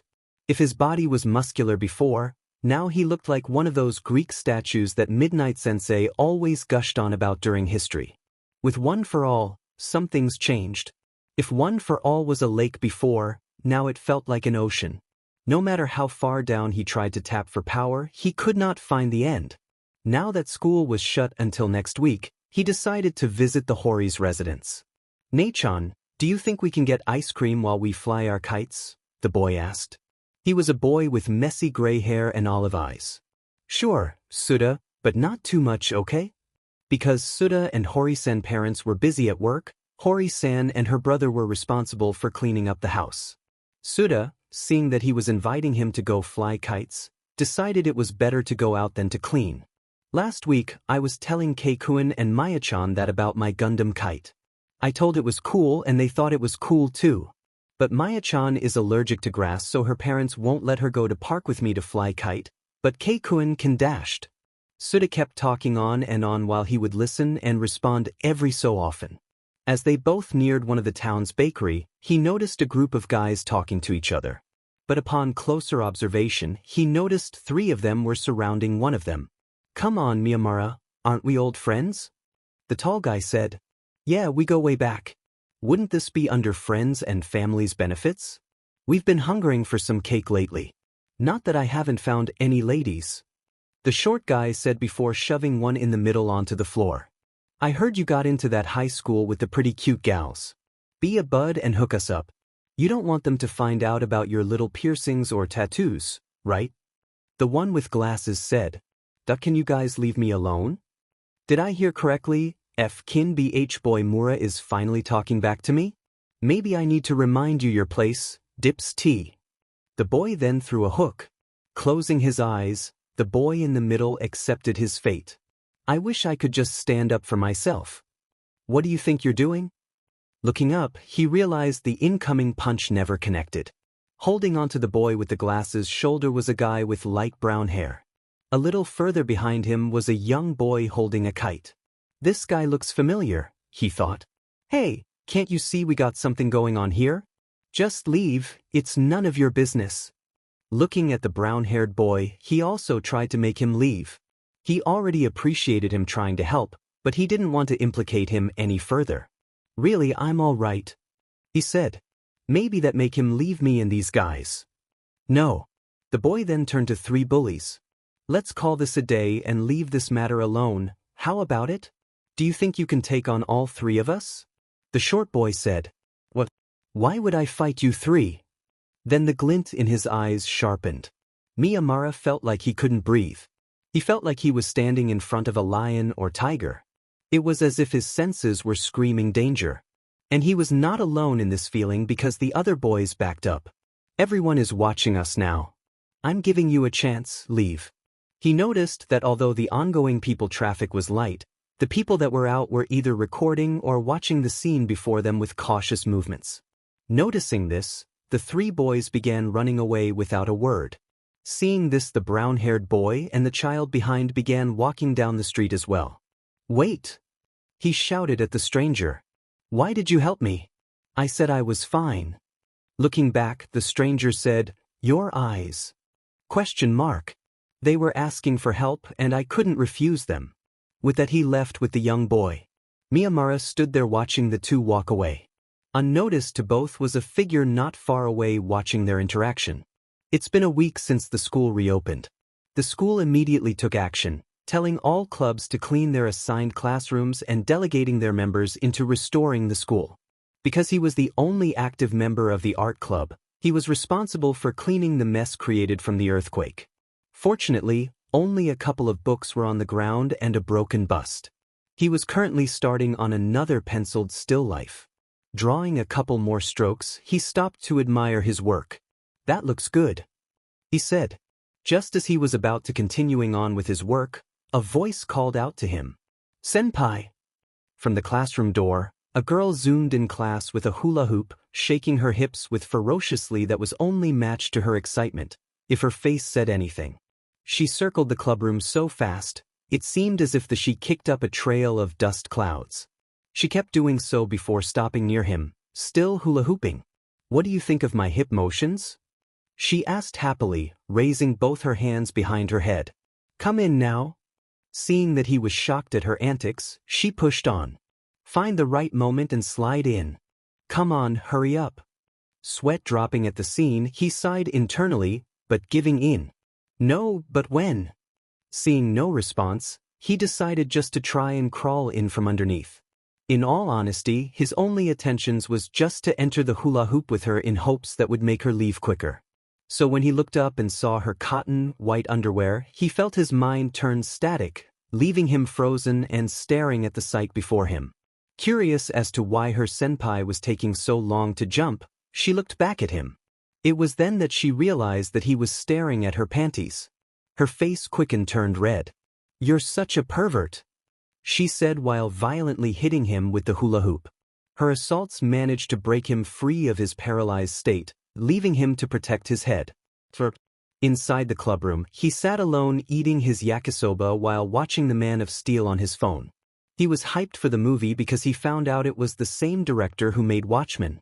But all of a sudden he felt chills travel down his spine. Looking behind him, he saw the door slowly slide open. Through the creak showed a shadowed face of the one and only Nagurro. Senpai. No. She's going to tease me about being alone to watch superhero movies. Acting fast, he paused his phone and quickly flipped over before putting his yakisoba tray over it. Fully, sliding the door open, Nagurro posed at the door frame with a peace sign over her head and a leg raised. Sup? Quickly making sure his food was behind him, he replied back. Sup? She walked in and approached him. He could see that she was holding a small plastic bag. Most likely whatever she had for lunch. What were you eating all by yourself? Oh, you mean this? It's yakisoba, want some? Apparently, That was the wrong thing to say because she gave him a deadpan stare. Why would you offer that to a girl? That's why you're not popular with girls. He smiled at her and said nothing. He really didn't know how to respond to that super effective move. Anyways, looking up, he noticed that she was sporting a sadistic grin. Oh no, I don't like that smile. I really don't like where this is going. Was it just me, or did you have a sketchy look in your eyes earlier? Sweating now, he tried to deflect the topic. What are you talking about? Getting in up to his face, she widened her eyes and put a surprised face on. You were making a face like a deer in headlights. I seriously got creepy vibes from you. Okay, calm down. I don't know what you're talking about. He could still salvage this situation. No doubt his kohai would look on his table first and inevitably find his phone. Using his hands behind his back, he slowly grabbed his phone form under his food tray. He then began to slowly lower them into where his bag should be behind him. He was so focused on his task that he didn't notice a certain someone come right up to his ear. Whatcha got in your hands there, senpai? She whispered into his ear. The wind from her mouth tickling his ear and frightening him into dropping his phone on the floor. Let me see. Both teenagers were playing a game of tug-of-war with his phone. It's nothing pervy. Of course, he could have easily snatched it back, but he didn't want to take any risks. As responsible as he and his parents believed him to be, he had a bad history with phones. Well, it mostly his part for not securing his phone enough to prevent it from falling into a lake multiple times. You're so obvious. Luckily, the phone was facing down, preventing it from being exposed. I'm betting it's something really pervy. You're a closet pervert that's secretly into CC stuff, aren't you? What? I'm not like that. Seeing that she was getting nowhere with this tug-of-war, she tried a different strategy. She took her left hand and started at the fingers, slowly caressing down his hand before gently rubbing his wrist. If that's what you want, I can let you do it. A girl was touching him. No, she was feeling him. What do I do? What does she mean? This is too much for me to take in. Do it. Gotcha. Wait, it was a trap. He could still recover from this. What could she really get from a superhero movie anyways? You're so easy, senpai. No way I'll do it with you. She said as she began giving him head pats. You need to know your place, pervy senpai. Now let's see what you've been hiding from me. I knew it was something really pervy. Confused, he looked on his phone screen as well. To his utter embarrassment and dismay, the phone was paused on the scene where Lois Lane fell onto floor, with the camera getting dangerously close to seeing her BRST and underwear. Waving his arms frantically in the air, he tried to explain himself. Those type of CC scenes have always been a staple in superhero movies. I always buy it for the story. And the director was changed. Yeah, and But she only smirked at him more. Now you're fast talking all of the sudden. You're so gross, senpai. No, Giving up, he let her have this while a depressed aura hung on him. You say all that. Scrolling back and forth on his phone, she showed him another scene. But this is what you like, isn't it? In front of him was another scene where somehow Lois Lane was yet again in another compromising situation. Curse you, Joss Whedon. I made it so Man of Steel had, fan service. Blushing heavily, he kept silent as to prevent himself from digging a bigger hole than the one he was already in. What is this? Accidentally lucky? So that you'll get lucky enough to do pervy things to girls. That's. Grabbing her own melons, she began effending them in front of him. You want to play with someone's melons right as you're saving them, don't you, senpai? Stop confusing fiction and reality. And no way that really happens. All he need to do now was forget and bury the numerous compromising situations he somehow found himself in with the opposite section. Sounding out each word, she continued. Senpai, you pervert. I just ignore those scenes. It's the story about Superman's beginnings that I want to watch. Superman, huh? After watching the rest of the movie together, Nagurro was drinking tomato juice while contemplating what she saw. It was pervy, but it was actually pretty good. Right. Love and romance with a super powerful person from another world. It reminds me of my love for vampire stuff. She said, appearing as if she was daydreaming. But you know, in this manga I read, you remind me of a certain someone is always running around, trying to use garlic to ward off the vampire, only to get SCD dry in the end. As she said, this she gave her tomato juice box a hard squeeze before slurping the rest away. He didn't like the way that she was looking at him. Making sure to give himself some distance from her, he stepped back a little. He's nothing like me at all. You'll be alright if you were to be attacked by a vampire, though. Perplexed, he looked at her curiously. Why? Pointing at him, she said, because you're a virgin. He was now confused. He didn't remember anything about vampires that required someone to be a virgin to be protected. He was constantly attacked by Toga, so he knew what he was talking about. If you weren't a virgin, that you'd end up a ghoul, a mindless ghoul. Now placing a hand on his shoulder, she winked at him. Good thing you're a virgin, huh? Wait a minute, Fish. How do you know that I am a virgin? By your logic, you'd have to be a vampire. Or something. That's true. Suddenly thunder echoed from outside. Huh, that was strange. He was pretty sure the weather forecast said it was going to be sunny today. Want to find out, then? Nagurro said as she gave him a scary grin. I'm kidding. Then why are you staring at my neck? Standing up from her seat, she continued staring at his vulnerable neck. Can I try? Try. Taking a bite? No. I won't SCK. I just want to try biting down. What is wrong with you? Are you giving up on being a human? I'm just pretending to SCK your blood, just pretending. Pulling the upper side of her mouth back, she revealed to him her canines. See? My canine teeth are pretty sharp. I just want to try giving you a prick with this. She then began slowly approaching him. I feel like I'm actually a vampire. See, you cut it out. It was then that she pounced on him. He was presented with two options. Option A was to dodge her attack. The only problem with that was that she would fall onto the ground and most likely hurt herself. Or option B, catch and break her fall. Seeing that option A was out of the picture, he was left with no choice but to catch this wannabe vampire. But as he was going to catch her, he stepped on one of the pencils on the ground, slipping as he caught Nagurro. Laying on the ground, he looked up at the girl who was straddling him. Okay, this is getting out of hand. See, can you please get off me? Nope. You're my prey now, senpai. As someone would get the wrong idea if they saw us. Is that what you want? Leaning closer down, he could see the natural blush on her face and the smile she was sporting. What do you mean, the wrong idea? Things and stuff. Pushing forward, she unbuttoned his top two buttons, revealing his neck and some of his pectorals. His body is really firm and his chest is so nice, she thought while licking her lips. Reaching up to his neck, she grabbed it. You have a nice, juicy neck, senpai. Stop. Stop it. Why don't you shove me aside if you don't like it, senpai? Of course, he did have the ability to shove her aside, but his body did not listen to his mind, succumbing to the girl's influence over it.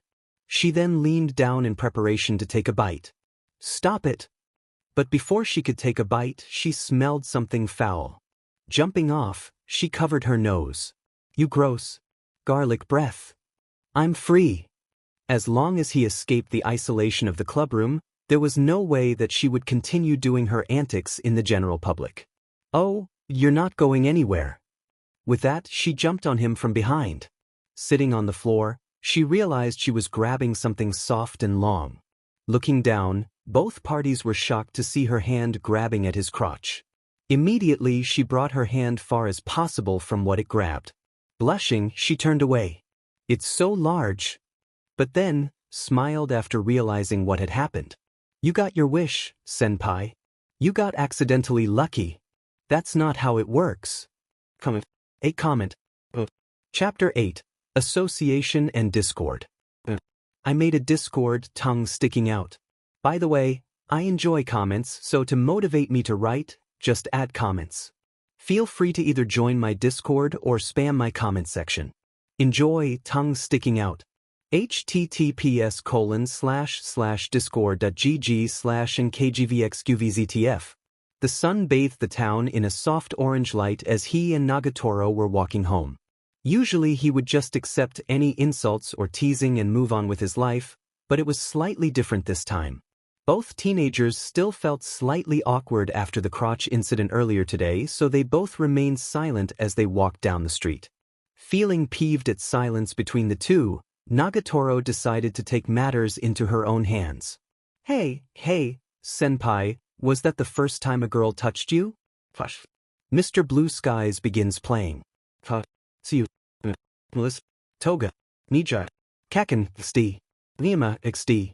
Mr. Blue Skies ends. Flashback over. T touched? Touched what? Getting excited, she leaned in closer. Well, was it?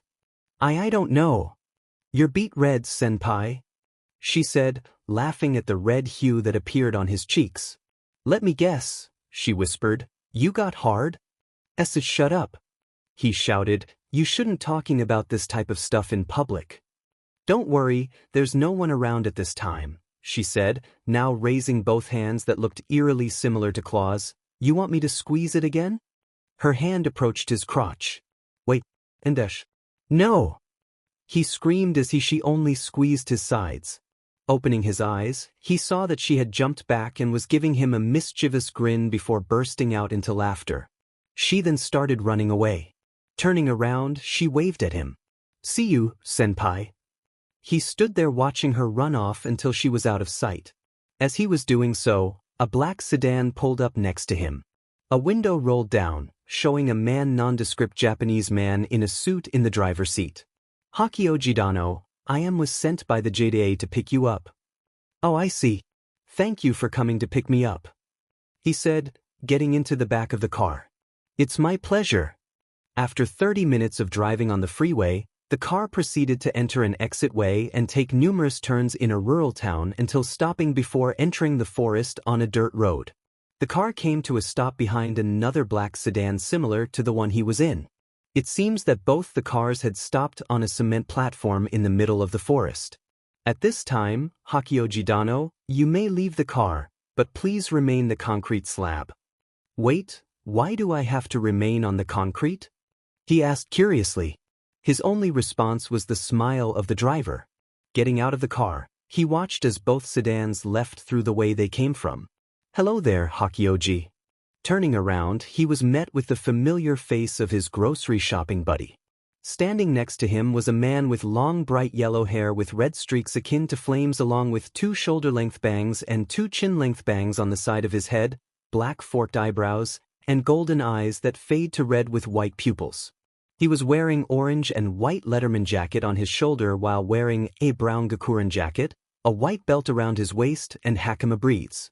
By his waist was sword. Hello there, Hakioji-san.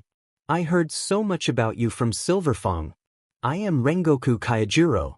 It's a pleasure to finally meet you. He shouted each sentence with such enthusiasm that he could physically feel it. My name is Hachoiji Naoto. It's a pleasure to meet you as well. He responded in earnest. I believe we're going to get along, he said before giving him a one-armed hug and continuing to laugh. He looked to Bang for help, but all he got was a chuckle from the old man. Then the ground started to shake underneath them. He soon realized that it wasn't shaking but going downwards. No wonder the driver said to keep on the platform. When the platform finished lowering, they were greeted to a cave reinforced with metal beams. At one end of the cave was a tunnel and some form of vehicles at its entrance with a panel next to it. Not knowing what to do, he followed behind the other two as it seemed like they knew what they were doing.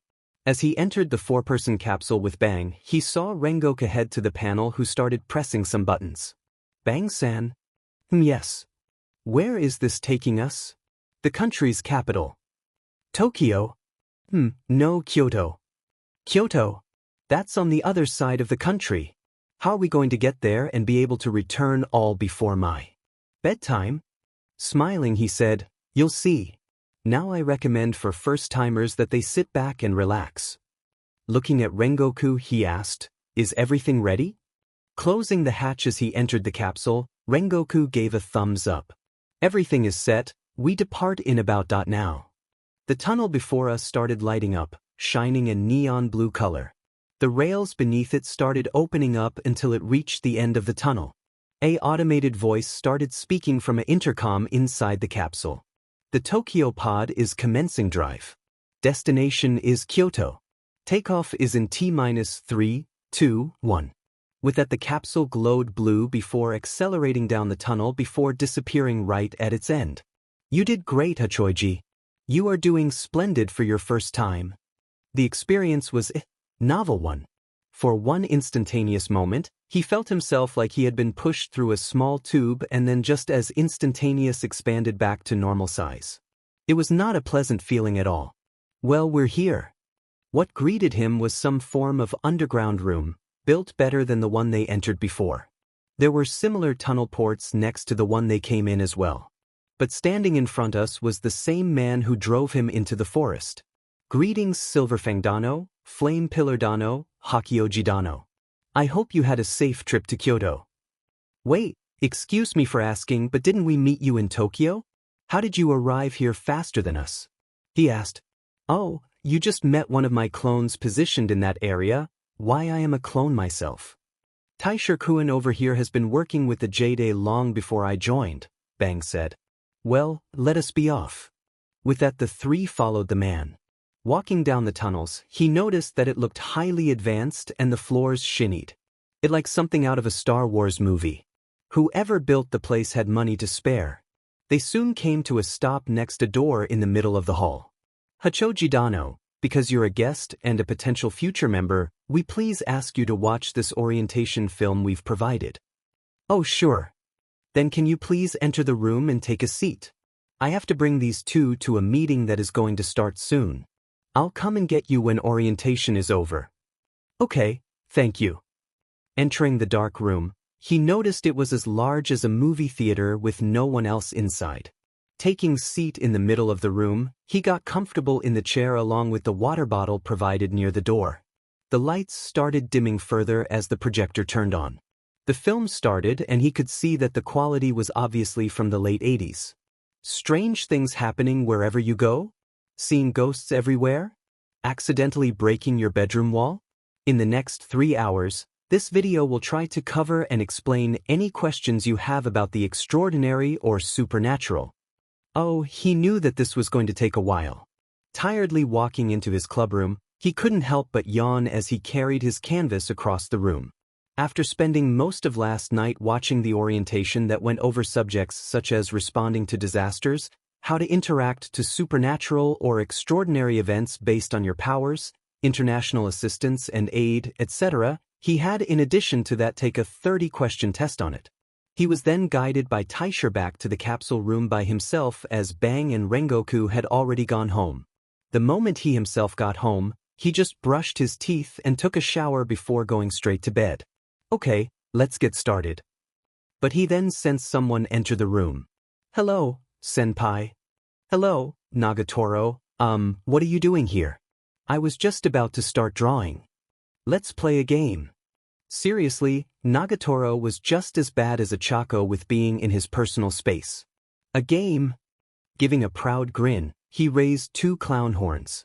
Where she got them from, he would never know. Where did you get those horns from? Ignoring him, she continued. The NPL guessing game, she said while honking the horns. He was really curious where she got the horns from. The rules are simple.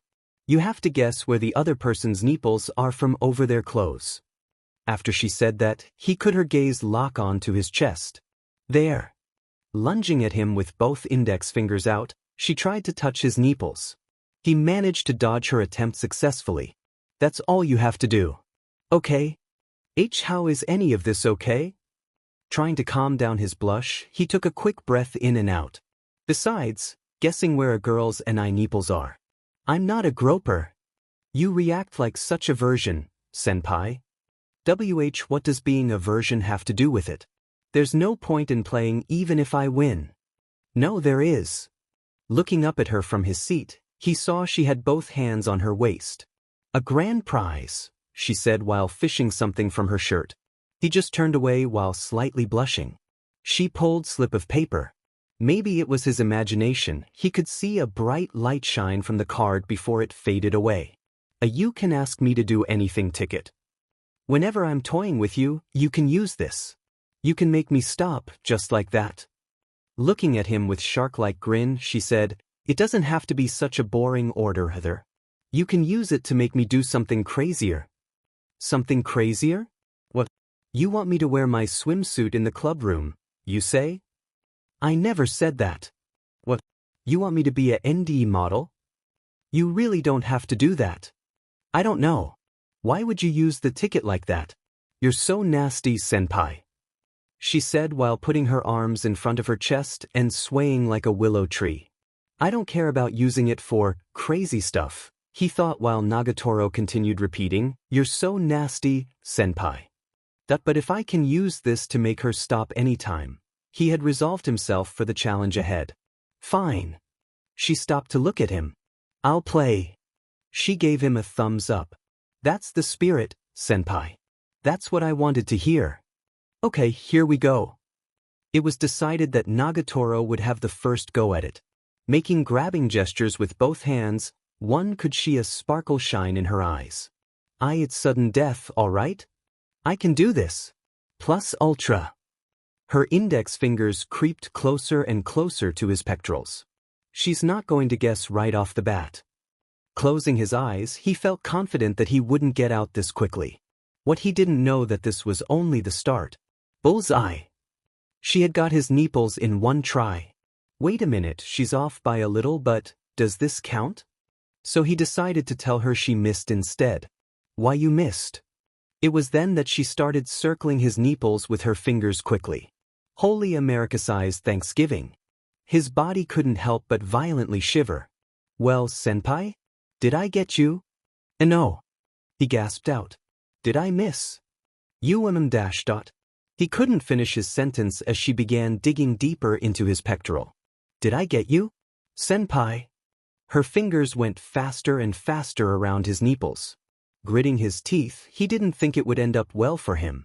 He didn't know how much longer he could take this. Senpai. He couldn't handle it anymore. Someone call Uncle Sam, he gave up. You got me. Deflating, he fell back onto his chair looking half dead. Okay, your turn, senpai. Not that you have the guts to do it. Well, the "you can ask me to do anything" ticket is mine then. What should I use it for? I'll do it. Are you sure you can? Getting up from his seat, he mentally braced himself. Weiss, I'll do it. I see. From her grin, he could tell that she didn't really believe him. Okay, go ahead. Standing with her hands behind her back, she looked confident and collected, unlike him when it was his turn. Walking closer with index fingers raised, he focused himself yet again. Nagurro was whistling while waiting. He walked closer and closer. Nagurro, seeing that he wasn't ping out, started whistling harsher and harsher as he got closer and closer. But just as he was about to chest her chest, her phone rang. Time's up. She shouted, blushing heavily as she pushed him back with both hands. Huh. You never said anything about time. I forget I was meeting with my friends. Grabbing her backpack, she left with room running and giving him a quick wave all before leaving the door. Well, at least he could focus on drawing something quick before his job. I finished my shift, Bubson. No problem, it's pretty empty around this time anyways. I'll hand you the paperwork tomorrow, okay? Thanks for all your hard work, again Nathan. He was at his part-time job at a family diner. The theme was American food, seeing that the owner was from the States.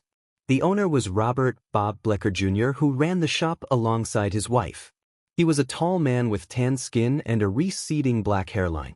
He had taken to calling him Nathan because he couldn't really pronounce his real name. Initially, when Bob opened shop with his family in Hayama, they had trouble setting up. They at the time didn't know any Japanese and didn't know how to manage a restaurant well either.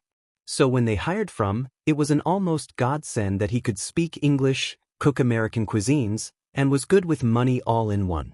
He had all might and the UA business course to help in that regards.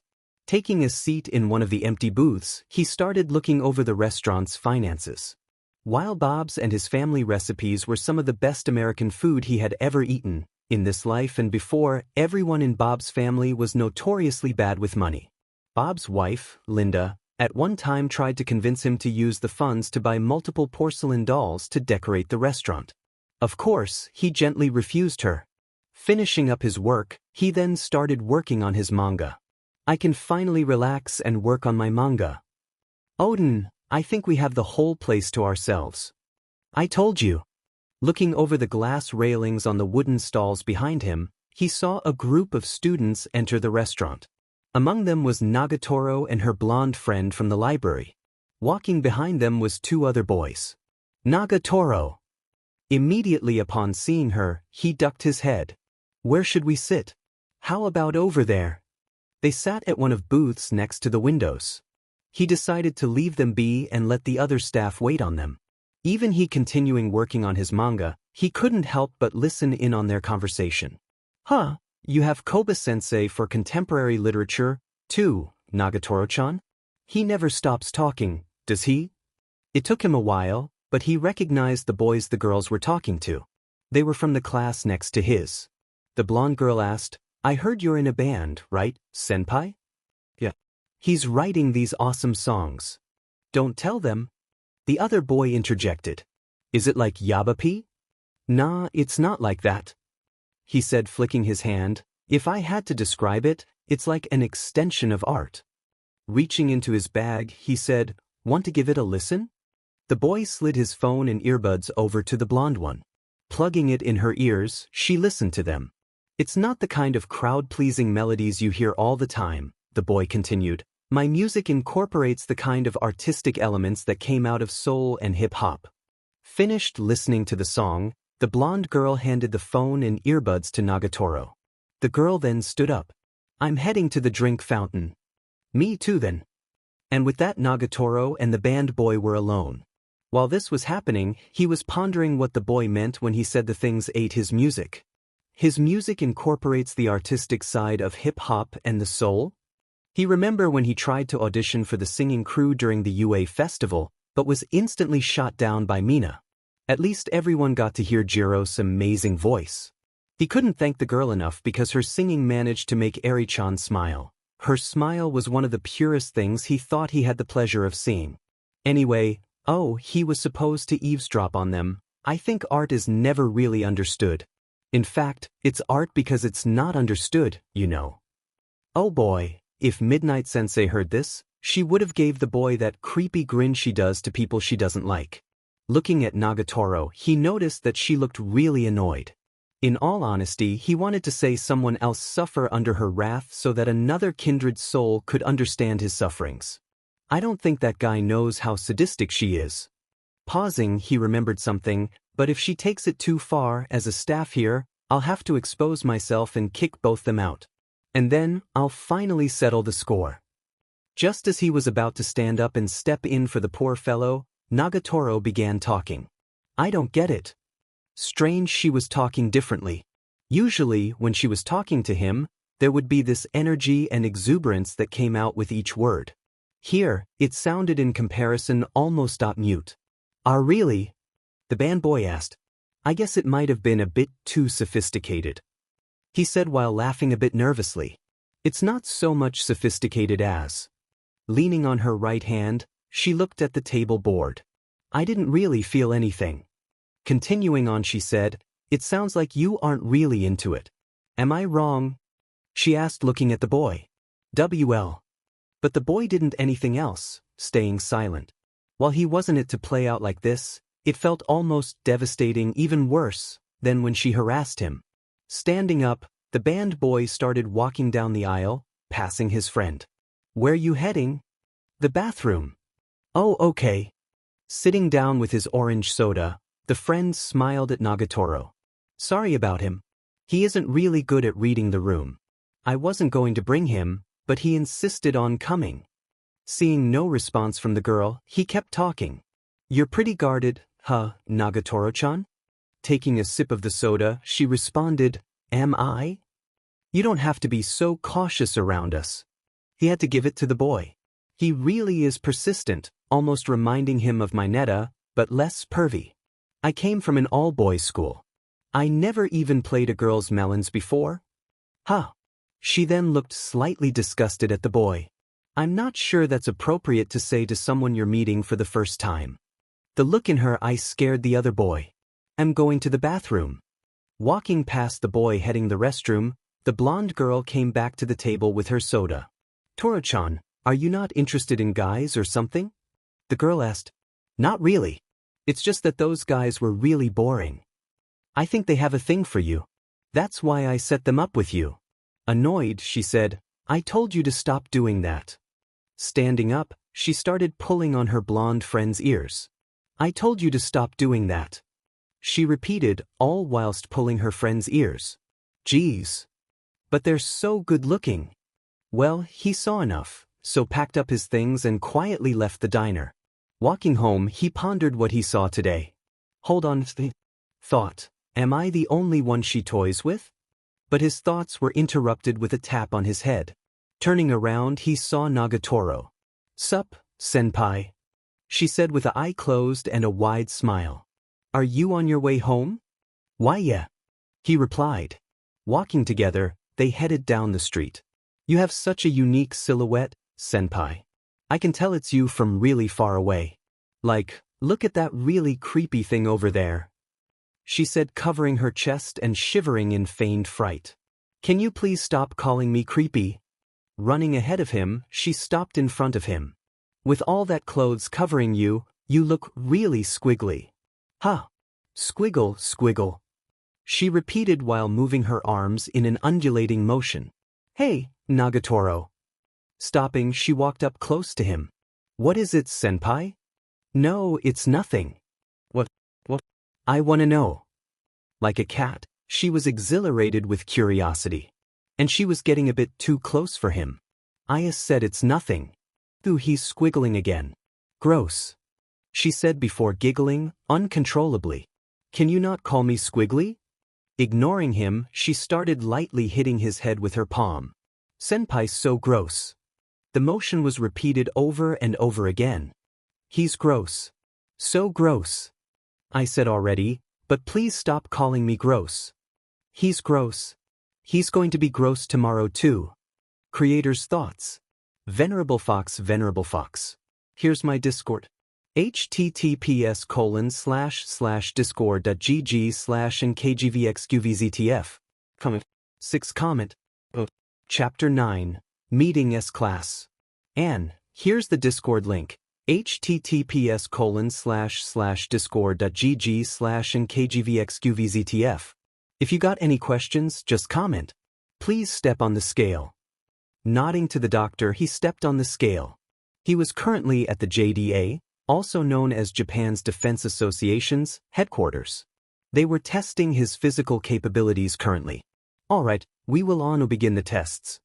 Finishing his test, he left the medical facility to see Taisha, who was waiting in the hallway outside. Please follow me, Hakioji-dano, the meeting is about to begin. Following him, they left the area. After walking 10 minutes, they arrived at the meeting room. It was a circular room with large monitors taking up almost all the walls. Digital maps and multiple text boxes could be seen on the screen as people milled in their work area on a lower floor. In the middle was a round table with people already sitting there. Taisha motioned him to sit down. He spotted a seat next to Bang and took a seat next to him. Seeing him arrive, he waved at him. He was about to ask him what the meeting was about until someone else at the table spoke up. Seeing as our potential recruited has already showed up, I don't see any need to wait any longer for the other members to begin. The man spoke. He was an old man with a white ponytail, a thick beard, and stretched earlobes with 2 piercings in both ears. He was wearing a kimono.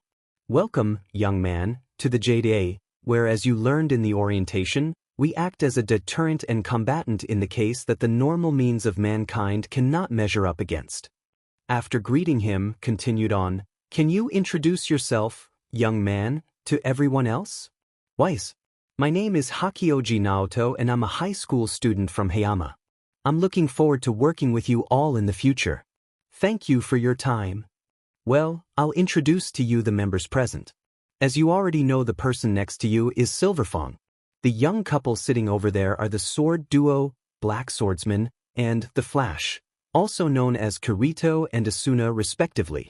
Next to them is another swordsman titled Flame Pillar, or Rengoku Kaijuro. On the other end of the table is the man who holds the title of Strongest Sorcerer, Gojo Suru. And lastly, I am Isaac Netero. The couple both smiled and politely waved at him. Rengoku gave him a wide smile similar to Silverfang next to him. The man with silver hair and a BLNDFLD just gave him peace sign and yo, while leaning back in his chair while using his phone. Now that introductions are out of the way, let's start with this month's first agendas. For an hour, he listened as Netero went over how the government and association were working hand in hand against the various problems across the country. Looking at the other's nonplussed reaction towards finding that the earthquake was caused by something called Subterranean King, he decided his life had met an all-time strange. After the meeting, he was given an emergency contact watch along with a new phone solely for his hero work. After reading over his contract with them, he decided to accept it after seeing that it asked him to respond to emergencies while providing monetary incentives and support for continuing what he already did. After being promised a new hero costume, as it started getting expensive to repair his every time he used it, he went home. Today was an appealing day. The sun was out and there was a gentle breeze that went into his clubroom window as he was drawing. He had just received his first monthly stipend of 500,000 yen, which was a lot of money for a teenager, from the JDA. Although he had to explain over the phone to his parents' show, he got that money when the bank notified them of an influx of money that had been transferred to his account. But Taisher had cleared up, telling them it was from a government program for gifted children like him.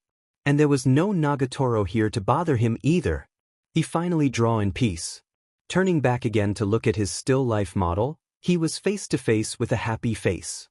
"Senpai, want me to model for you?" the girl said. He spoke too soon. His body finally caught to his mind, which resulted in him jumping off his chair like a scared cat. "Oh, hi Nagatoro." "No, thanks."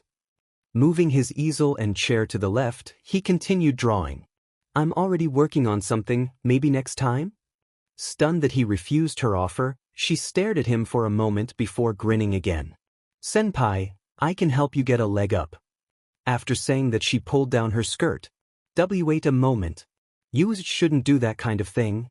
Turning away, he closed his eyes and covered his face with his arms as if to shield himself from her endoi. Getting closer to him, she asked, "What kind of thing?" while unbuttoning her shirt. "Like this." He opened an eyes, and the moment he realized her shirt was wide open, he closed them again, blushing like a tomato. "Wait a moment, I remember seeing something under her shirt." Slowly opening his eyes, again, he was greeted to the sight of her in a one-piece, school swimsuit. "The swim team wanted me to help out, so I was seeing if a hand-me-down swimsuit would fit me." Leaning in with a sharp smile, she asked, "What were you expecting, senpai?" Turning around so that her back was facing him, she bended over slightly while pushing her butt towards him. Pulling the strap that went under her butt up a little, but she turned around and smiled at him. "Were you expecting something more like this, senpai?" At a loss of words, he decided to just look away. "You closeted perv." She had beat him this round. It was raining hard. The sky was filled with gray clouds that continuously poured down upon the earth. Why on all days did it have to shower after school? It was sunny earlier this morning, and the weather forecast said it would be clear skies today as well. Using his side bag as a makeshift umbrella, he jogged next to Nagatoro, trying to get out of the downpour as quick as possible. "Senpai, let's wait out the rain over there." Looking to where she was pointing, he saw up ahead a park gazebo with benches underneath. They both reached the gazebo, leaving the rain. After putting down their bags, they both sat faced away while drying themselves off with their towels. "I'm soaked." Looking over, he saw Nagatoro try to dry her hair and clothes with her hand towel. Seeing that she needed a towel more, he handed his larger one to her. "Here." Hearing his voice, she turned around. He was offering her his towel. "Senpai, you need the towel to dry yourself as well, or you might catch a cold." "Please, just take it," he said with smile. Seeing his insistence, she couldn't help but notice the other things about him. his smile that seemed to brighten the world whenever he did. The cute freckles on his face or fluffy hair. And the muscles she was surprised to find underneath his short, soaked enough to see the hard outlines of abs. Without knowing it, she was staring at him while blushing. "Nagatoro, are you okay?" he asked. Snapping out of her daze, she blushed again while taking the offered towel. "Geez, senpai, always trying to act so tough." Trying to change the topic, she began talking about the weather. The forecast said it's supposed to be clear today. It's what they call a passing storm, I guess. It should clear up in a bit. That's true. Looking down at her clothes, she realized that the rain had made her white shirt transparent enough to see her bra. Smiling, she realized she could tease him with this. "Hey, senpai." When he was about to turn around and look at her, he was stopped when a hand on his face stopped him from fully turning around. "Wait, don't look this way." Mr. High Knot?" he asked while his face was smushed by her hand. "Because my uniform's really see-through right now. Though, you might be dying to see, being a closeted perv and all." "No, I won't. I won't look." "Are you sure?" "Not a closeted perv or anything. I bet you're going to try and steal glances. He's going to violate me with his eyes." She shouted loudly. Scared that any nearby people might get the wrong idea, he also shouted, "I'm not." Then, as if a light bulb light up on top of his head, he realized something. Maybe, he thought, she's teasing me right now into thinking that, but in actuality she's wearing her swimsuit from earlier. But how long will she wait to spring her trap? Might have as well activate it now so that I don't have to wait and be surprised again with her swimsuit stunt. While he thinking this, Nagatoro was watching him with a smug grin on her face. "I knew it," he said out loud. Confused, she raised her eyebrow. "By see-through, you mean to your swimsuit?"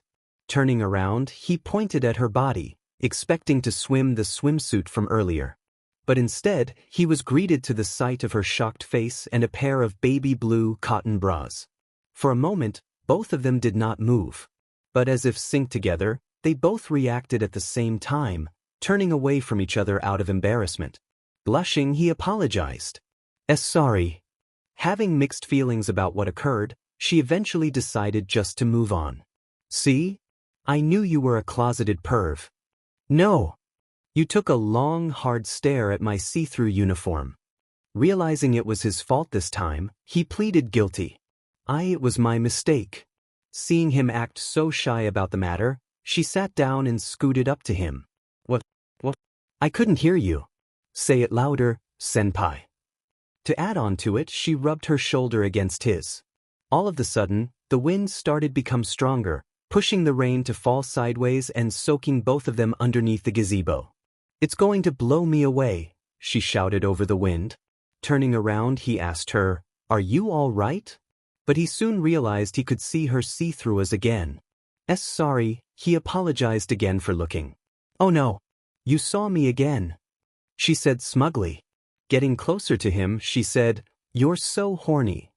But before she could say anything else, she sneezed. "It's getting kind of cold," he said. "It doesn't look like it's going to stop raining. We might have to run home." "Where do you live, senpai?" "I have to take a turn at the intersection and then go through the tunnel." Picking up his bag, he took a peek at the rain underneath the gazebo's roof. "That's pretty far." "Where do you live?" "Past the convenience store there." That's pretty close." It was then that she started internally debating a matter. Should she invite him home? Her family wouldn't be home until late, so maybe. "Hey, senpai?" "Want to stop by my place?" "Come in, senpai." "Thanks for having me." Entering the house, he immediately saw 2 pair of shoes at home. Maybe her parents were home? He was curious on how alike Nagatoro was to her family members. And was it really appropriate for her to invite a boy over just like that? "Sorry to keep you waiting." Looking, he saw that Nagatoro had come back to the door with a new set of clothes on and drying her hair with a towel. "What's wrong? You seem really on edge." "No, it's nothing." Looking around the house, he didn't see anyone else. "What about your family?" "No one's home right now. My whole family is going to be out late today." "Oh, I see. Well, Come in. No thanks, but I'm just going to wait for the rain to stop. You're going to catch a cold if you don't dry off. I'll be in your care then. Who says that? Stop being so stuffy, senpai. Here, follow me. Walking behind her, he was led to the laundry room. Handing him a shirt, he took it. That's my big brother's, so it might be a bit big on you. Handing him towel, she continued, you can use this too. Right, thanks again. He said. As she was leaving the room and closing the door, she added, leave your wet clothes there. I'll run the dryer. It won't take long. Got it. With that, she finally closed the door. While waiting for him to finish drying up, she got bored. Smiling sinisterly, she decided to peek in on him to catch him in his act.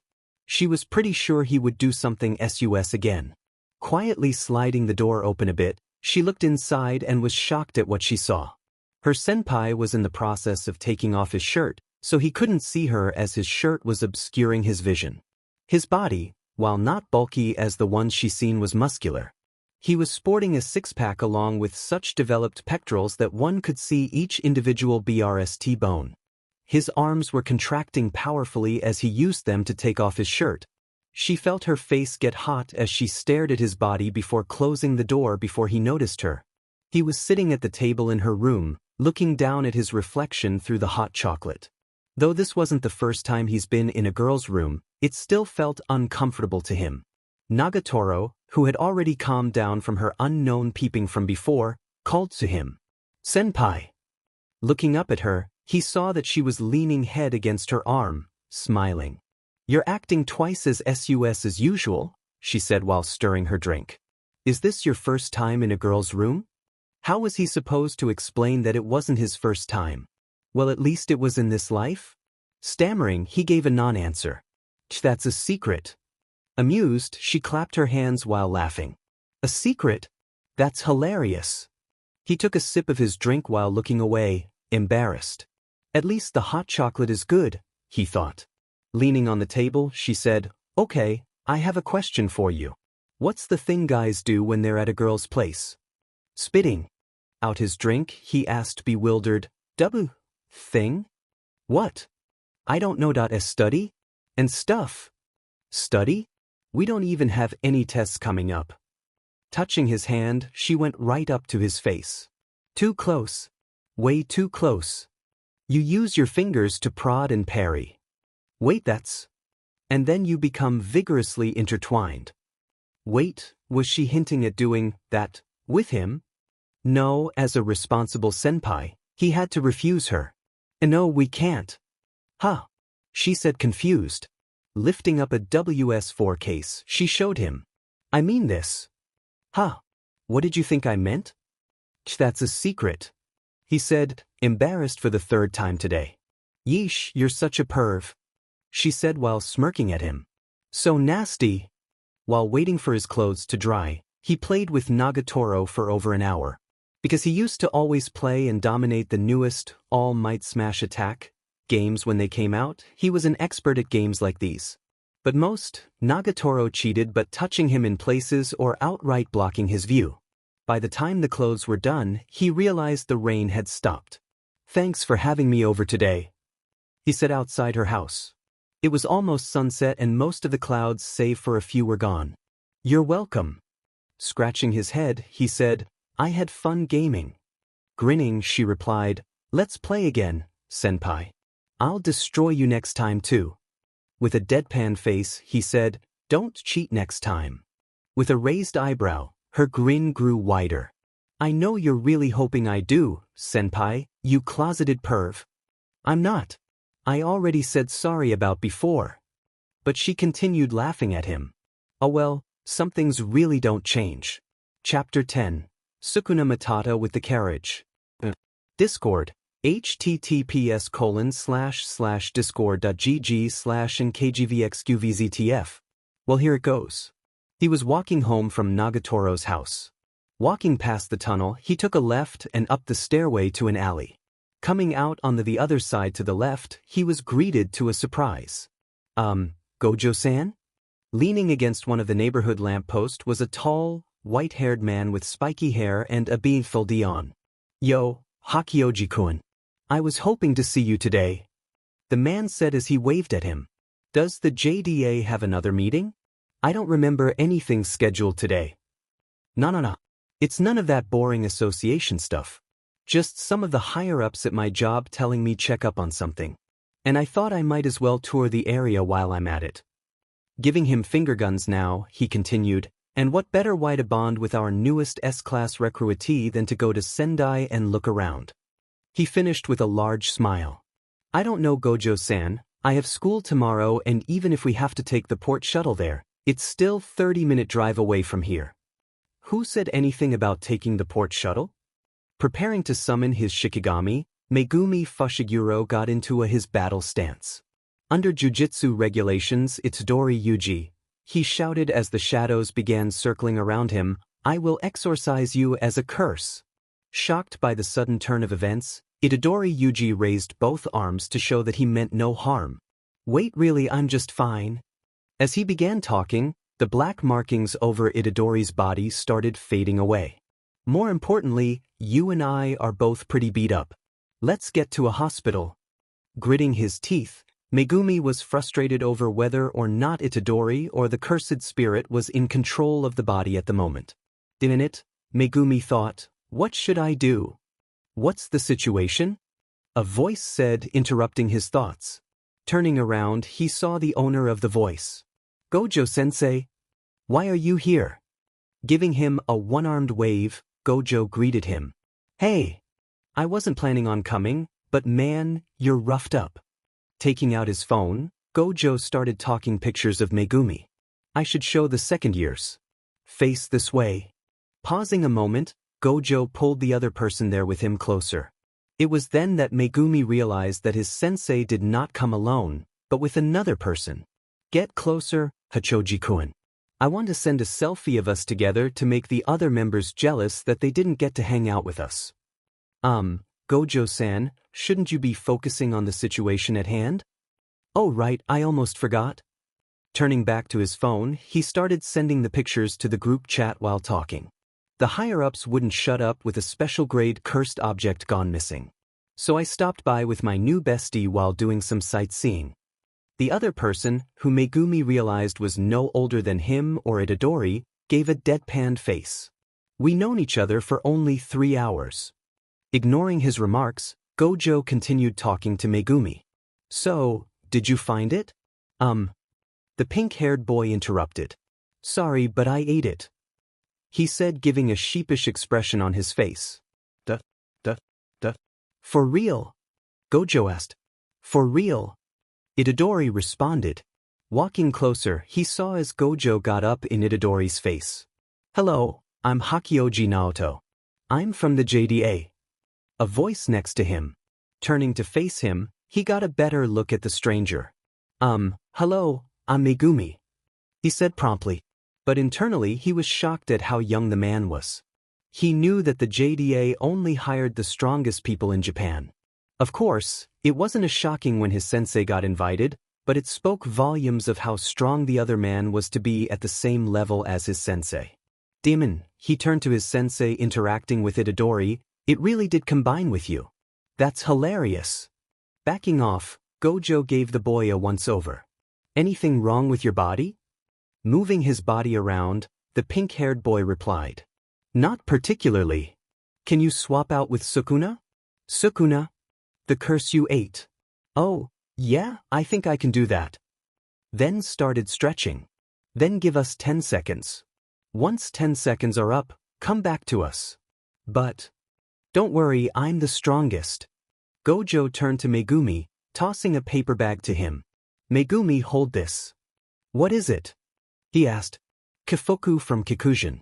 It's Sendai specialty, and it's super good. Even the new kid thinks so. I recommend the Zunda and cream flavor. This guy actually went and bought souvenirs. When people are out here dying. Megumi thought. It's not a souvenir, Gojo said, shaking his finger at Megumin. I'm going to eat it on the bullet train home. Suddenly, the black marks reappeared over Itadori's body. Suddenly the boy leaped into the air, quickly shooting down at Gojo. Sensei, Megumin shouted, behind you. Kifuku's not like the other souvenirs. Gojo said, not worried about the sneak attack. Suddenly, Megumin felt his body jerk backwards quickly before a giant dust cloud covered the area before them.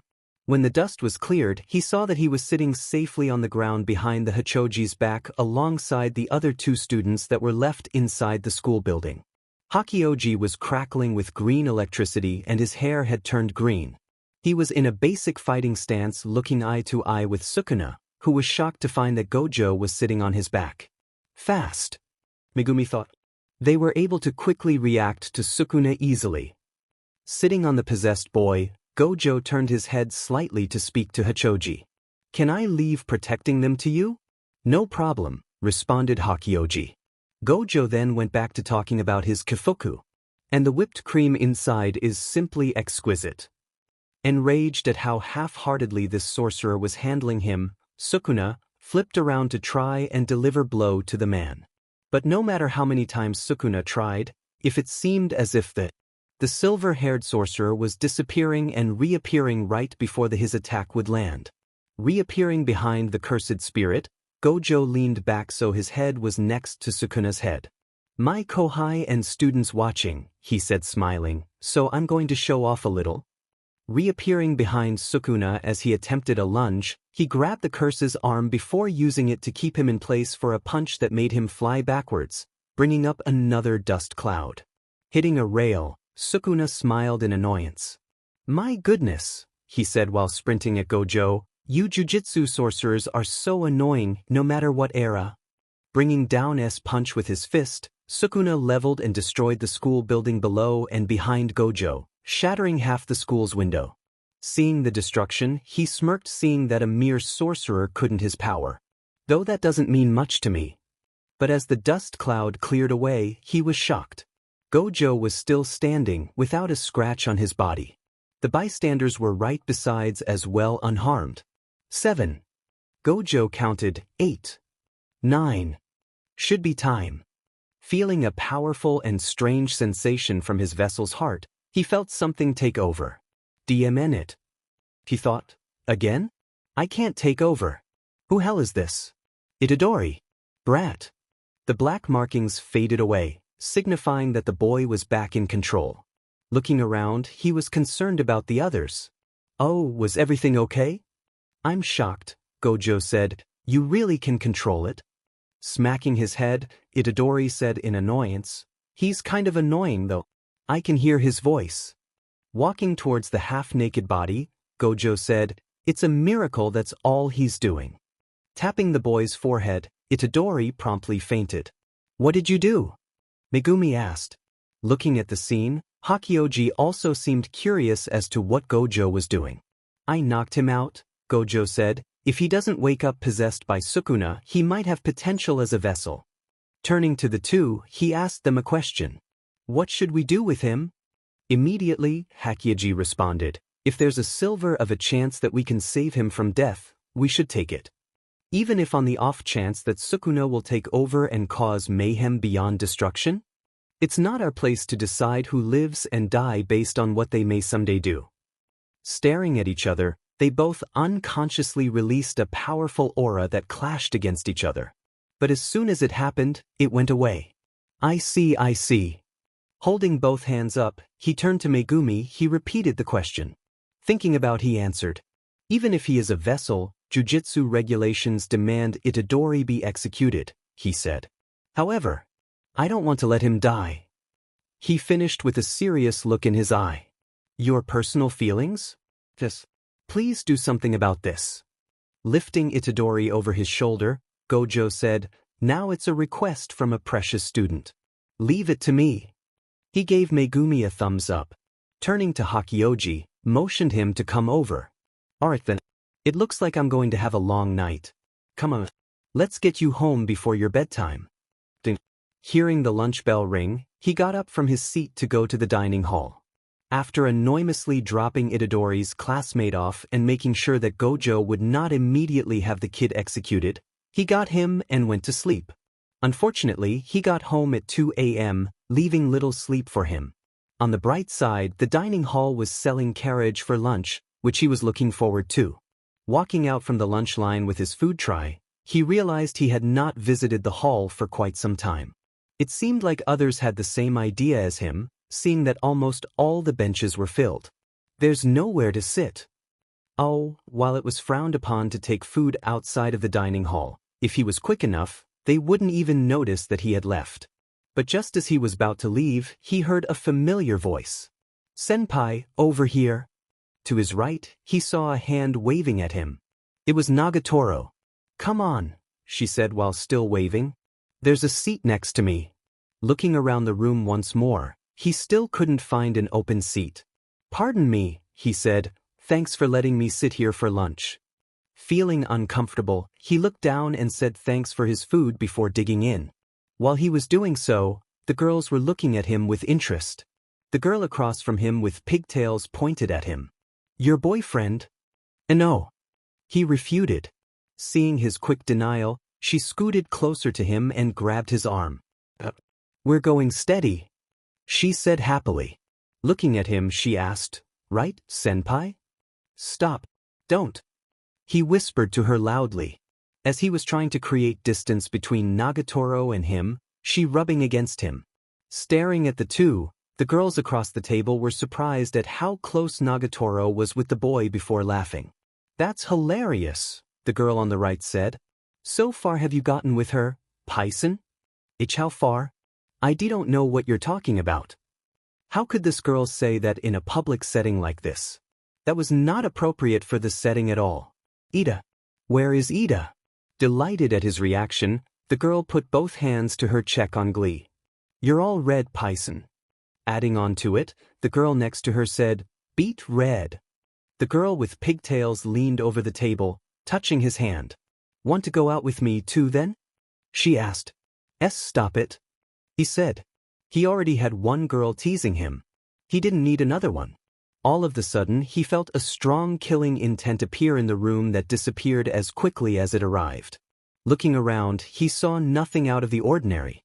"That's strange," he thought. "I was sure I felt something." The girls across the table continued to laugh at him. Clapping her hands, the girl on the right said, "You can totally tell he's a virgin. You want him to have a girl on the side." Laughing loudly, the girl with pigtails pointed both index fingers at him. "Both sides? So funny." Seeing him still trying to look at anywhere but the table, Nagatoro joined in on the teasing. "So funny," she said while patting his head. She secretly liked doing this, finding ways to touch his soft, fluffy hair whenever they were alone. "He doesn't seem like a boyfriend," the orange-haired girl said. "So much as a pet." "A pet?" Rubbing his head harder, Nagatoro enjoyed his flustered face. "He does kind of seem like a pet. He's all fluffy and stuff." "Stop it," he said, tired at her touching his head. Even if it felt nice, doesn't mean he has to like it. That would be more fuel for her to tease him later down the line. "Fluffy." Reaching, the pigtailed girl tried to touch his head as well, only for her hand to be smacked gently away by Nagatoro. "Senpai's head is all sticky. You don't want to touch it," she said with a scary look in her eyes. Meanwhile, he was looking around the room again, feeling the KI spike. Seeing her friend like this, the girl across the table gave up and retracted her hand. "Yeah." On the other hand, the girl on the right saw how worked up the girl got and smiled menacingly. Seeing that the KI had disappeared once again, he focused on trying to stop Nagatoro from patting his head. "Who are you calling sticky? I wash it every day." "Are you sure?" Looking at the two, the girl across the table spoke up again. "He doesn't even seem like a pet." "He doesn't." "ASLV? ASLV. SLV. Did you hear that, senpai? Who are you calling SLV? Hurry up and finishing eating," she ordered, patting his hair. "And get back to work for me." "Work?" the girl shouted, attempting to pat the boy's head again. But her arm was grabbed by Nagatoro. Smiling at the girl calmly, she had the same look in her eyes again. "Man, this is great," the girl across Nagatoro said. "He doesn't even fight back at all. He's not even SLV. More like a bug. Seriously, you can't be like that as guy." He knew that she was trying to hurt his feelings. He was used to this to a higher degree from Kaken, so the words of a girl who hasn't even graduated from high school did not even faze him at all. Speaking up in anger, Nagatoro slammed her fist on the table. That's taking things too far. Looking between the two girls, it seemed that they were about to start fighting. Sorry I dissed your boyfriend. That's not the point. The tension between the two was so tangible, you could almost see the spark between them. Nagatoro is getting anger on my behalf, he thought. Though I'm grateful, I won't allow her to lose a friend just over me. Tightening his fist, he stood up. Hey! He shouted. Now that he had the attention of the girls, and unknowing some of the other students in the dining hall, he started talking. Even though I'm not Nagatoro's boyfriend, as friends, you shouldn't be fighting each other over boys. Is your friendship so fragile you're arguing over something like this? Friends are precious people, so please, stop fighting. Feeling that he said enough, he sat down and focused on eating his carriage before it got cold. The girls were silent for a couple of seconds before expressing their indignation. That's it. You were supposed to say something good, like, stop dissing my girlfriend. You had nothing else in mind? Shocked that they were now directing their anger at him, he tried to placate them. No, I just wanted you to stop fighting and you to know that Nagatoro isn't my girlfriend. They looked at him before erupting into laughter. You're so funny, Python. Girls argue all the time. So funny. As they laughed at him, unknowingly, Nagatoro was angrily pouting at him. You're so dense, senpai. It was after school in the clubroom as he was practicing drawing geometric shapes. While he was doing so, Nagatoro spoke up. You don't fight back, do you, senpai? Huh, he said, confused. You never have a comeback when you get dissed, she said while shaking her arms in frustration at his lack of aggression. I suppose. But wouldn't that be rude? Ignoring his statement, she pushed on. That's why you have to smack them, she said, smacking his own arm. By turning it into slapstick, you can turn a diss into a derp. Knowing that his smacks were stronger than the norm, he said, I don't know if that would work so well. Will. Come on. Oh, well, he nothing to lose. Standing up, he waited for her directions. Stand over there, senpai. Standing in front of the class, she started her practice slapstick. So the other day I was walking down the road when this scarecrow was blocking my path. A comedy sketch? I thought, why is a scarecrow standing here? Weird. I wonder why, she said while exaggerating her confusion.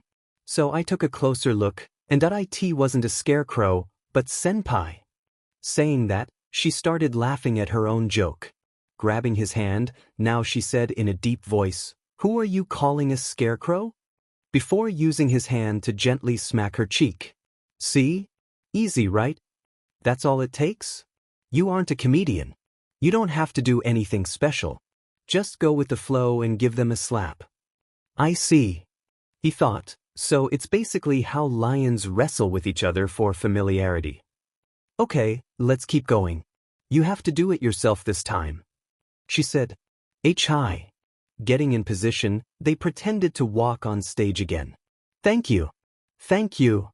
Turning to him, she said, Sorry for calling you creepy earlier, senpai. It's fine. You're not so much creepy as you are funny, she said, before motioning to her head. Your hair's funny too. It's so fluffy. Like a sheep about to be eaten by a wolf. Is it shearing season yet? Want me to help you? I'll go through it with electric trimmers. Fluffy, fluffy, buzz, she repeated. Sliding next to him, she elbowed him. Come on, senpai. Smack me. Seeing his cue, he took action. Okay, but where do I smack? He thought. Maybe her shoulder? Deciding to smack her shoulder, he went for the smack. Unbeknownst to him, there was a pencil on the ground near the podium, right in front of his foot. Stepping on the pencil, he slightly fell forward before catching himself. But this change in balance caused his arm to alter course, changing his target. Between his hands, he felt something soft and squishy move around as he tried to figure what he was touching. Looking, he realized he was grabbing onto Nagatoro's right melons. It was so quiet in the room that one could hear a pin drop. Sorry," he said, blushing atomic red, facing away from her. Nagurro as well was facing away, covering her chest with both arms, blushing almost as badly as him. Forcing herself to act normal, she turned around and smacked her senpai's shoulder. "I knew you could do it, senpai. But," she said pointing to her shoulder, "you're supposed to smack here." But her grin grew larger realizing she could tease him with this. "Or did you not hit me there on purpose, you pervert?" "And no. See, come on, that's where you're supposed to give me a smack." "Hell no. Spare me already." Creator's thoughts. VenerableFox. Like it? Add to library. Discord. https://discord.gg/nkgvxqvztf. Comment. Chapter 11. Entering Sanguinum. Another anime crossover with some changes. Serif of the end but a twist? Oh, here's the Discord link. https://discord.gg/nkgvxqvztf. Michaela Hayakuya almost couldn't contain his excitement. It's been almost 3 years since he and his family had been kidnapped and transported to this accursed city of the Dmed. Shortly everyone from the Hayakuya orphanage was taken underground. They told that humanity was all but dead, leaving the fortunate children behind. Here, he and thousands of other children were raised as livestock, giving blood on a daily basis. But it wasn't so bad. Although his brother Yuichiro hated this lifestyle, it wasn't so bad. They were given food and shelter along with the occasion toys. But what really mattered was that they were all together as a family. Recently, he's been visiting Ferret Bathory's mansion in exchange for better treatment and food for his family. The vampire noble had taken a liking to his blood, which allowed him to keep on visiting the mansion. After familiarizing himself with the mansion, he managed to steal a map and gun from the vampire noble. It was then that a plan was set in motion. He would take his family out of this city and into the world above ground. After convincing and waking everyone else up, they started their great escape. Looking down at the map, he said, "Once we get through here, we're out." Surrounding him were his brothers and sisters. "Good," his brother, Yuichiro, said, "We're almost there." His other siblings started cheering happily at the prospect of escaping. Double-checking the map one last time, he folded it up. "Let's go." Yuichiro smiled in turn as well. "Yeah." Walking up the stairway quietly, the group walked down the lavishly decorated and enormous 18th century hallway leading to the exit. No way, he thought. Standing not far from them was Ferret Bathory. The sight of the vampire scent. Shock and fear coursing through his body. Walking down the staircase near the exit, the inhumanly attractive being smiled at their group. "I've been waiting, my poor little lambs." Stopping before he put a hand on his hip and smiled down at the group of children. "Yes, that face," the vampire said, looking at the fear and anger on the children's face. "That face humans make when their hopes are suddenly taken away." Slightly shivering at the pleasure, he continued, "This is why I can't stop playing this game." Game? Looking at his map, he realized that something was off. Why were there no guards patrolling the streets? As it sunk in, the shock turned to dread. Suddenly, the vampire blurred, moving so fast that he could no longer see his figure. Looking behind himself, he saw that the vampire was looking at them tauntingly, holding his little sister Ako in his arms, mouth open. "No. Please, not my sister," he thought, tears coming down his face. Anyone. Please save my sister." The vampire noble took his time, slowly lowering his fangs down the defenseless girl. Just before he could sink his fangs in, the great tunnel behind the vampire exploded. From the dust cloud, he could see a red streak of light shoot out. The vampire suddenly tossed the girl into the girl before turning around to block something. He felt heat so hot, it was almost as if he was standing right in an oven. Wiping the tears out of his eyes, he couldn't believe what he saw. Never in his wildest dreams would he believe he would ever see the vampire noble in such a state. The once calm and collected smile it supported was nowhere to be seen, leaving an ugly grimace.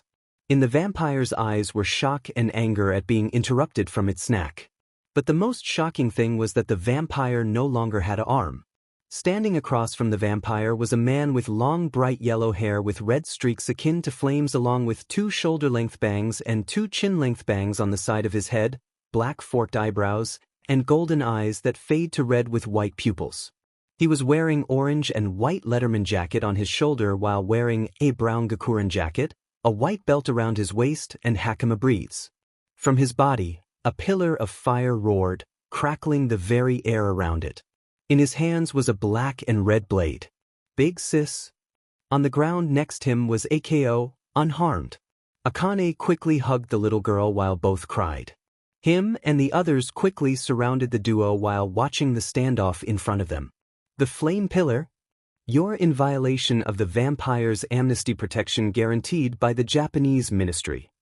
The outraged vampire shouted. Ha! You dare speak to me about the law when you're farming children for blood. It seems your head no longer works for you. Allow me to remove it for you. The flame-haired man bellowed back. Despite the pain, the vampire forced himself to smile. Though you may gotten lucky with my arm, it won't happen again. Even I know better than to take on the Demon Slayer Corp's strongest swordsman on by myself. With a snap of his fingers, hundreds of vampires burst through from the surrounding walls. No way. Michaela thought, we never had a chance, did we? Even you, for all your strength, can't handle the overwhelming strength of thousands of my elite vampires, human. Ferret said condescendingly. Ha! Who said I was alone, vampire? 2 hours before. Sanguinum is a city located 20 kilometers underneath modern-day Kyoto. Your job is to exterminate and destroy and vampires found. The rest will be taken care of by the UN aides and agents. Any questions? The man with glasses asked. His name was Kiyotaka Ijichi, the assistant director of Tokyo Jujutsu High. He said, raising his hand, when did Kyoto get vampires? He asked. About 50 years ago, right, World War II, most vampires in Europe were displaced by the war, so they fled and took refuge across the world. Some came to Japan, building a city underneath Kyoto. They ingeniously used holy barriers to not only prevent any of their brethren from leaving voluntarily, but to hide their presence. Kiyotaka said, showing images on his tablet. The Japanese allowed them to stay, seeing as they weren't causing any trouble at the time. But recently, one of the sorcerers in Kyoto started to notice large amounts of resentment coming from down below the city. With some more digging, we found that there has been a large spike in children kidnappings in and around Kyoto Prefecture. Another image of tunnels, trucks entering tunnels from a distance was shown. So the Minister of Defense asked us to handle things with extreme prejudice. After interrogating of the vampires for information, we realized that certain conditions must be met to break in. So they called me in to dismantle the barrier to allow a small team in. He then pointed to the 3 sitting across from him. That's where you 3 come in. While Rengoku-san and Ju-san take on the vampires, he said, Hakioji-san will prioritize human rescue. Any other questions? Seeing none of them speak up, he then started walking out of the trailer. Well, let's begin. Hiding in the forest, they waited for the next truck to pass by. As soon as the truck came, he forcefully stopped it to allow Ju to behead the driver. Signaling them to come out, Rengoku and Kiyotaka slipped in the back while Ju and him sat in the front. They drove on until they reached the tunnel, only to be stopped by 2 guards. Halt! The guard said with a raised palm. Identification code? Both he and Ju looked at each other. But from the back of the truck, a streak of fire shot from the roof and instantly burned the 2 guards. Rengoku reeled in the flames emitting from him, giving his blade a swish before sheathing it. Ju sighed. Did you really have to kill them that quickly? We couldn't got more information from them. Laughing, Rengoku just shook his head. They were assigned to guard the entrance. Now way did they anything important. He then running down the tunnel, using the fire to propel him quickly forward.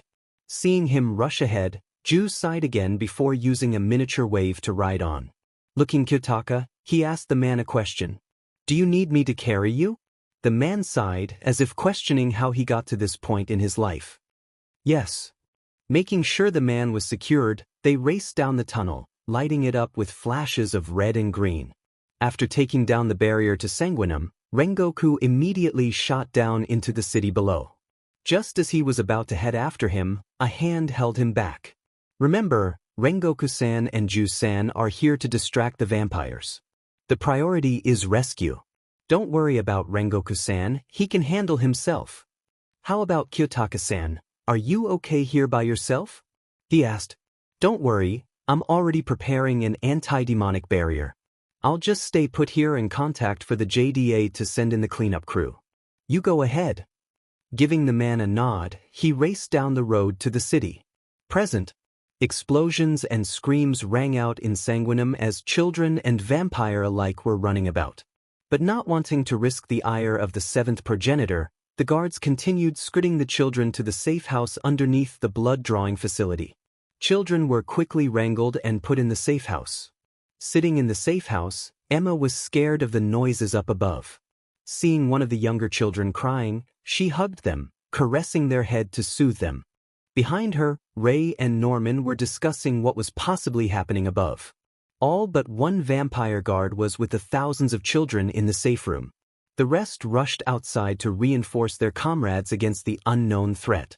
Making sure to lock the door, the heavy vault door shut tightly with a large thud. Over the next 20 minutes, the noises got louder and louder until things finally quieted down.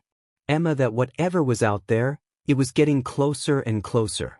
Suddenly, the vault doors were pulled off its hinges and thrown to the side. From it emerged a figure. He was a young man wearing a dark green jumpsuit with neon green strips running across his body. Die dash! The vampires shouted, rushing at the two. But the man instantly appeared in front of giving the vampire a devastating uppercut that instantly launched the guard's body out through the roof of the house. The other children instantly started backing away, afraid of this stranger. Seeing this, Emma decided to stand up. Ray and Norman behind her tried to pull her back down, but she shrugged them off before walking right up to the man in the jumpsuit. Standing protectively in front of the other children, she asked, "Who are you?" The man, looking closer, he seemed more like a boy, smiled at her. The way the light from above shinnied down on the teenager, it almost as if he was an angel. Getting down on one knee, he looked at the girl in the eye. "I'm Deku and you're safe now." "Ha! Who said I was alone, vampire?" Rengoku shouted. Several screams erupted from the group of vampires as heads went flying. Appearing next to Rengoku, Ju looked annoyed. "Why did you rush ahead? You're impatient as always." "Ha! Ju, you seem as bored as usual. I take that armless one right there. You can take the rest." Tisk. Without waiting, Rengoku burst forward, propelled by his flames toward the vampire noble. Seeing his friend take the fight outside the building with the vampire, looked at the group of kids behind him. "Hey," he said to them. Getting their attention, he continued speaking. "Don't move around, or I can't promise that you won't get hurt." Hearing that, all the heads furiously nodded. Focusing on the vampires surrounding them, he prepared to slaughter them. Those were the words that came to Yuichiro Hayakuya's mind. The man with the mismatched Haori swung his blue blade. Each time the man swung, bodies and heads would go flying. Before the fight started, the man had summoned water, covering the floor in water. Water tentacles circled the man as he fought, acting as a shield and second form of attack. He flowed back and forth between the enemies as if he was made out of water. Then the man got into a strange stance. 12th form. Filplat. Looking up, Yuichiro realized it started raining indoors. Then he started to hear the screams around him. Looking back at the battle, he was shocked. Rainfall. As if knives, with every raindrop, the vampires were being cut into pieces. After a couple of more seconds, the once-filled room was cut down to none, leaving a man and children left behind. Sheathing his sword, the man with Haori looked above, before turning to them. "Follow me if you want to live." With that, the man started to leave. Looking at his family, they silently looked at each other before getting up to follow the man. The streets echoed the clash as the demon slayer and vampire fought. Long gone was the ferret Bathory with inhumanly good looks. His true form was revealed, showing a humanoid bat with bulging muscles and long sharp teeth. The creature sent a screech, causing the earth to shake and the air to vibrate. Unaffected by it, Rengoku continued swinging his sword at the vampire, which prevented it from regenerating by cauterizing its wound. Thinking this would do the vampire noble in, he was surprised when it gnawed at the burns to allow it to quickly regenerate. The vampire screeched once more before manipulating its blood into scythe and hardening it. Giving the flame pillar a bloodthirsty grin, it charged head-on. The two dueled, with Rengoku using his sword to cut the vampire and his flames to evaporate the blood before it touched him. The vampire foregone all technique, using its berserker-like style to stay unreadable to its enemy. The vampire started laughing. "You were a fool, Flame Pillar. Now you are doomed. Not even the third progenitor can handle this attack and come out unharmed." Retreating, the air around the vampire started to turn cold as blood started flowing outwards, forming wings. "Die!" Shooting the blood wings, the blood turned into a red mist that caused the surrounding air to lower dangerously below freezing point. Smiling, Rengoku did not falter as he got into a stance. First formed. Sure of his victory, the vampire was turning around when he felt the start to raise in temperature. Shooting through the blood mist was Rengoku, blazing with fire. Seeing the demon slayer quickly approaching him, he tried to quickly create a blood shield, but he was too slow. Unknown fire. Ferret Bathory watched as the world slowly turned upside before all he could see was flames. Guiding the children through the tunnels, the trio and children were greeted to the blinding flood lamps that shined down on them alongside numerous military and medical personnel that immediately rushed towards the children. Even though it was a weekend, his parents would still be worried. And he hadn't had decent sleep the past couple of weeks due to the multiple missions he had. "Mr. Deku?" Looking down, he saw a child shyly tug at his breathes. "Could you please stay with us?" she said with hopeful eyes. He noticed that numerous other children were looking at him as well. "Well, no sleep today either." But contrary to his thoughts, he was smiling. Creator's thoughts. VenerableFox. Like it? Add to library. Hey, race the Discord. https://discord.gg/nkgvxqvztf. Comment. 10 comment. Chapter 12. Kinda Seuss. It was after school and the hallways were empty. The windows allowed the hazy orange light illuminate the interior of the building. "It's been a while," he thought, washing his hands in the hallways, "since I did an oil painting." Scrubbing the back part and in between his fingers more carefully, he then started to check underneath his nails. "My hands get dirty every time." "Pardon me, senpai," said an all-too-familiar voice. Nagatoro, what are you doing here as well?" he asked, surprised. Raising both hands, she gave a derpy grin. "I spilled juice and now my hands are all sticky." Seeing her fingers slowly start to itch closer to him, he warned her. "Keep your hands away. Come on. Scoot over a bit," she said, closing the gap between them. To further emphasize this, she started to swing her hips to hit his. "Why do you have to use the same tap?" he asked. "Why not? Come on," she said, still swinging her hips. Conceding, he shared his facet with her. Looking away from her at first, he shyly looked down at her hands.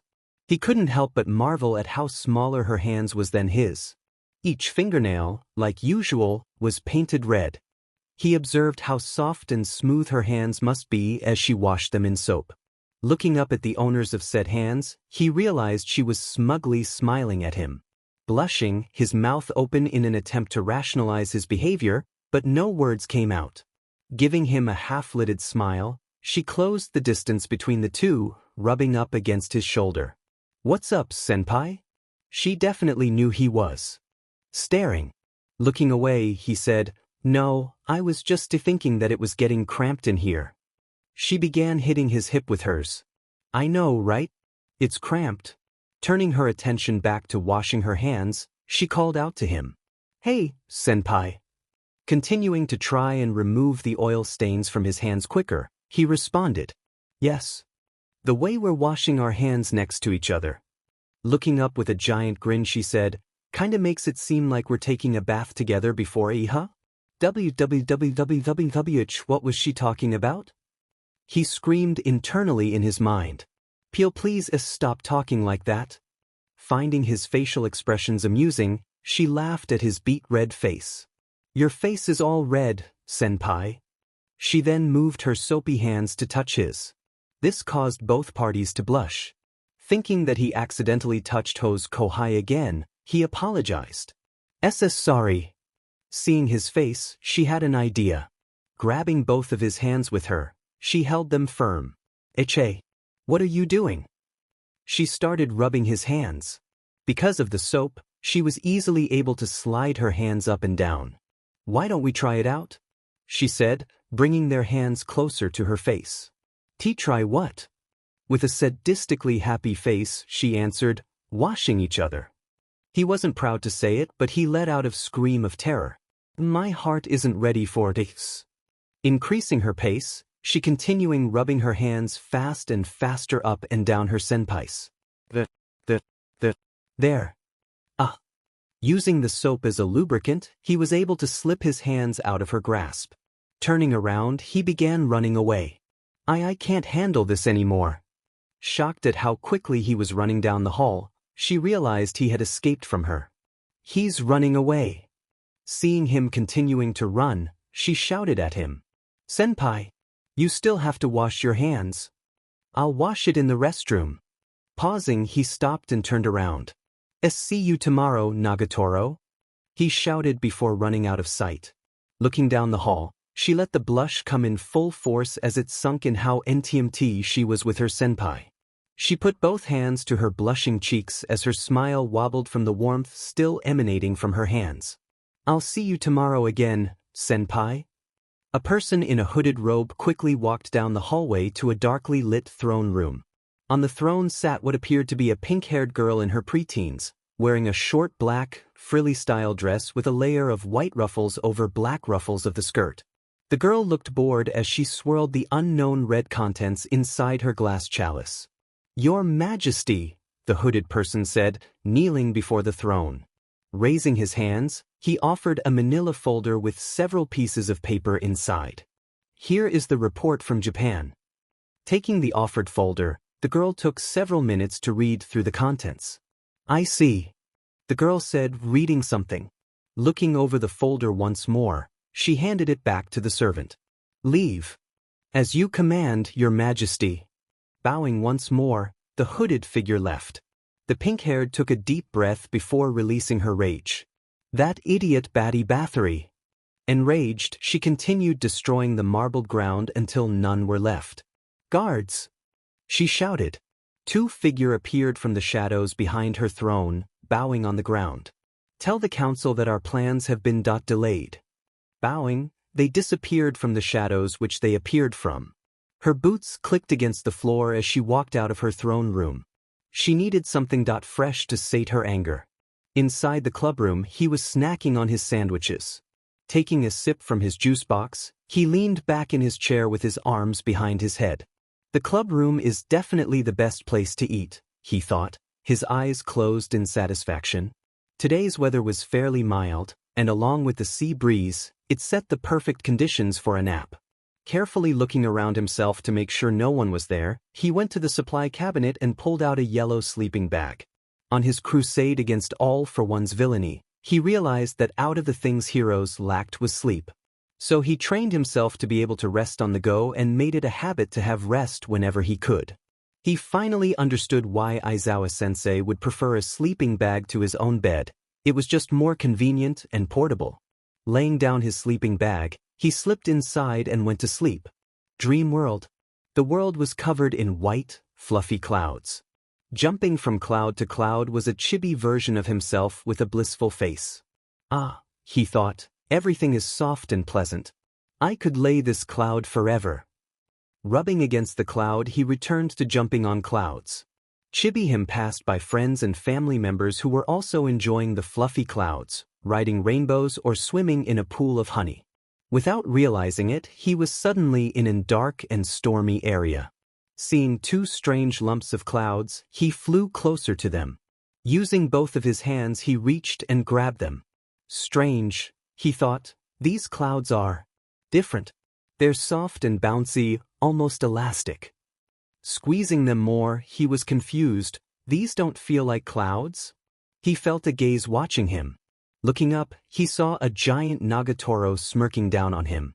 "Oh, senpai, didn't you like this?" she said, cackling evilly. The clouds moved back to reveal that he was touching her bee.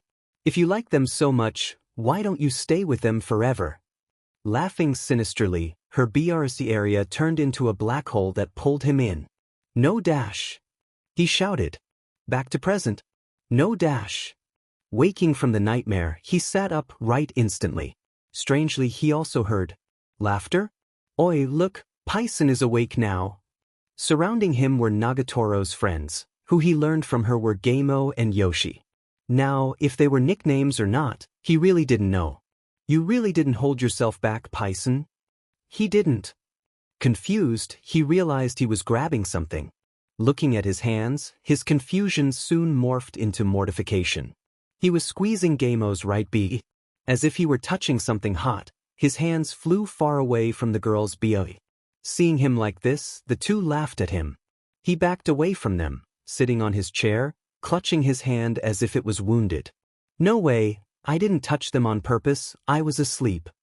Still laughing at him, Gameo put her hand in her shirt and pulled out 2 packaged bread from where her bee were.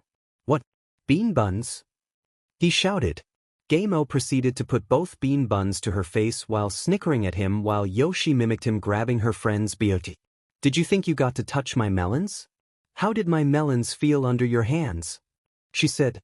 "Under your hand?" Yoshi repeated, jarping the air with both hands. They both burst out into fits of laughter again. "What was that about your melons?" Turning around, the two girls sensed a foreboding atmosphere take over the room. Leaning against the door frame with her arms crossed was Nagurro. Her lips were tightly wound up and her eyes stared menacingly at the two girls in question. "Oh, Nagurro. You finally are dashed." But he was interrupted as the girl continued speaking. "Looks like you're having fun." Gameo and Yoshi, seeing the scary face their friend was making, decided to bail. They both ran out of the classroom. "Smell ya later."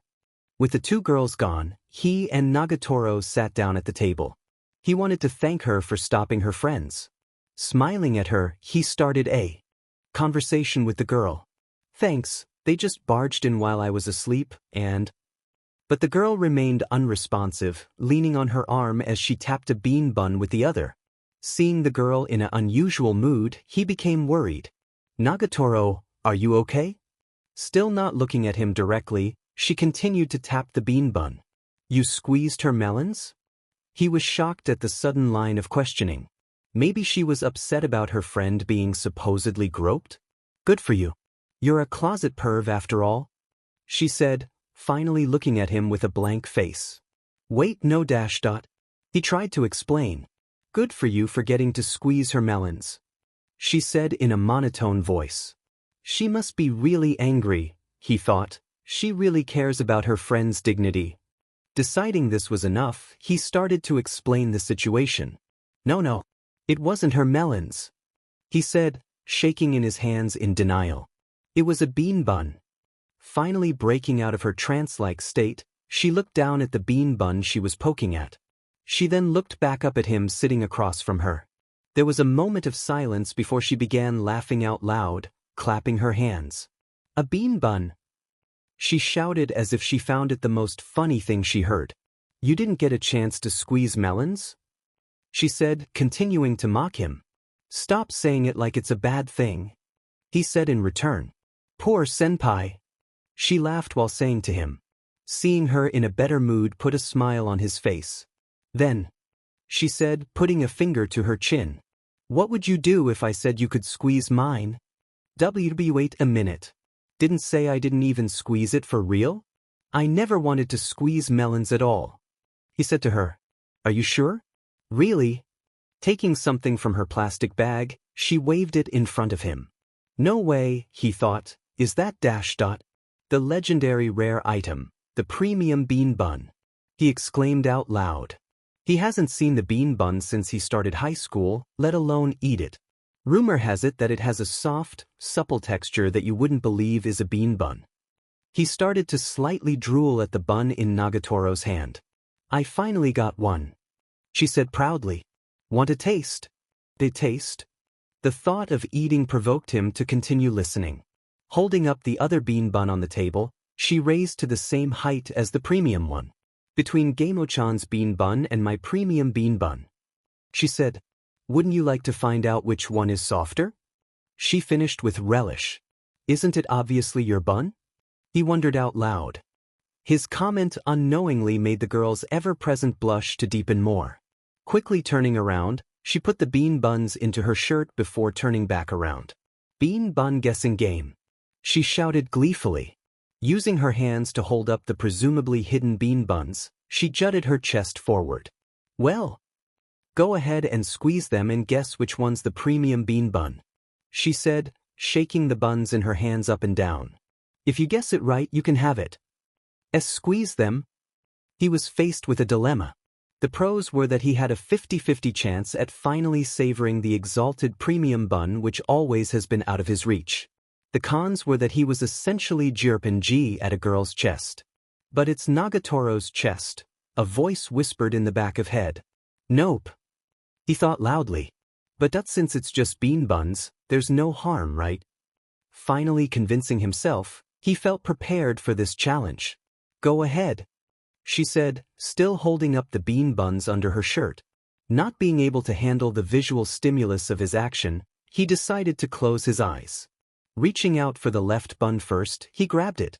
It's so soft. Is this the premium one? He moved his hand around the bun more to get a better feel for it. What's wrong? Nagatoro said, her voice dripping with amusement. You're all red, senpai. Leaning down, she grinned at his red face. And you're just squeezing a bean bun. That's so weird. But as she was talking, she didn't notice as the bean bun on the right, which was revealed to be the premium, slip out of her shirt and fall to the ground.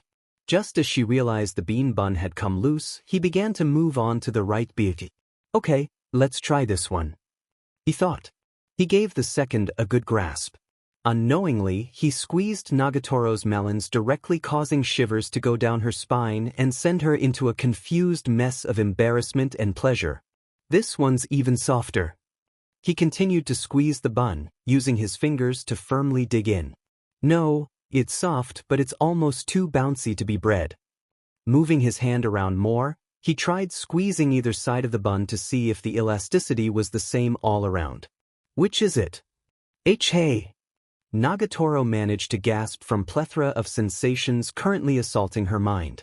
I see, he thought, completely ignoring Nagatoro. He started to use both hands to fully squeeze the bun. Not only is it soft and supple, it's also bouncy. At this point, Nagatoro's mind was too scrambled to consciously understand who, what, or where she was. I got it. Coming to a decision, he finally opened his eyes. Pointing at the right side, he shouted, "This is the premium bean bread." His shouting managed to break Nagatoro free of her stupor. Noticing that Nagatoro was oddly quiet, he looked at her face. She was blushing madly while slightly shivering.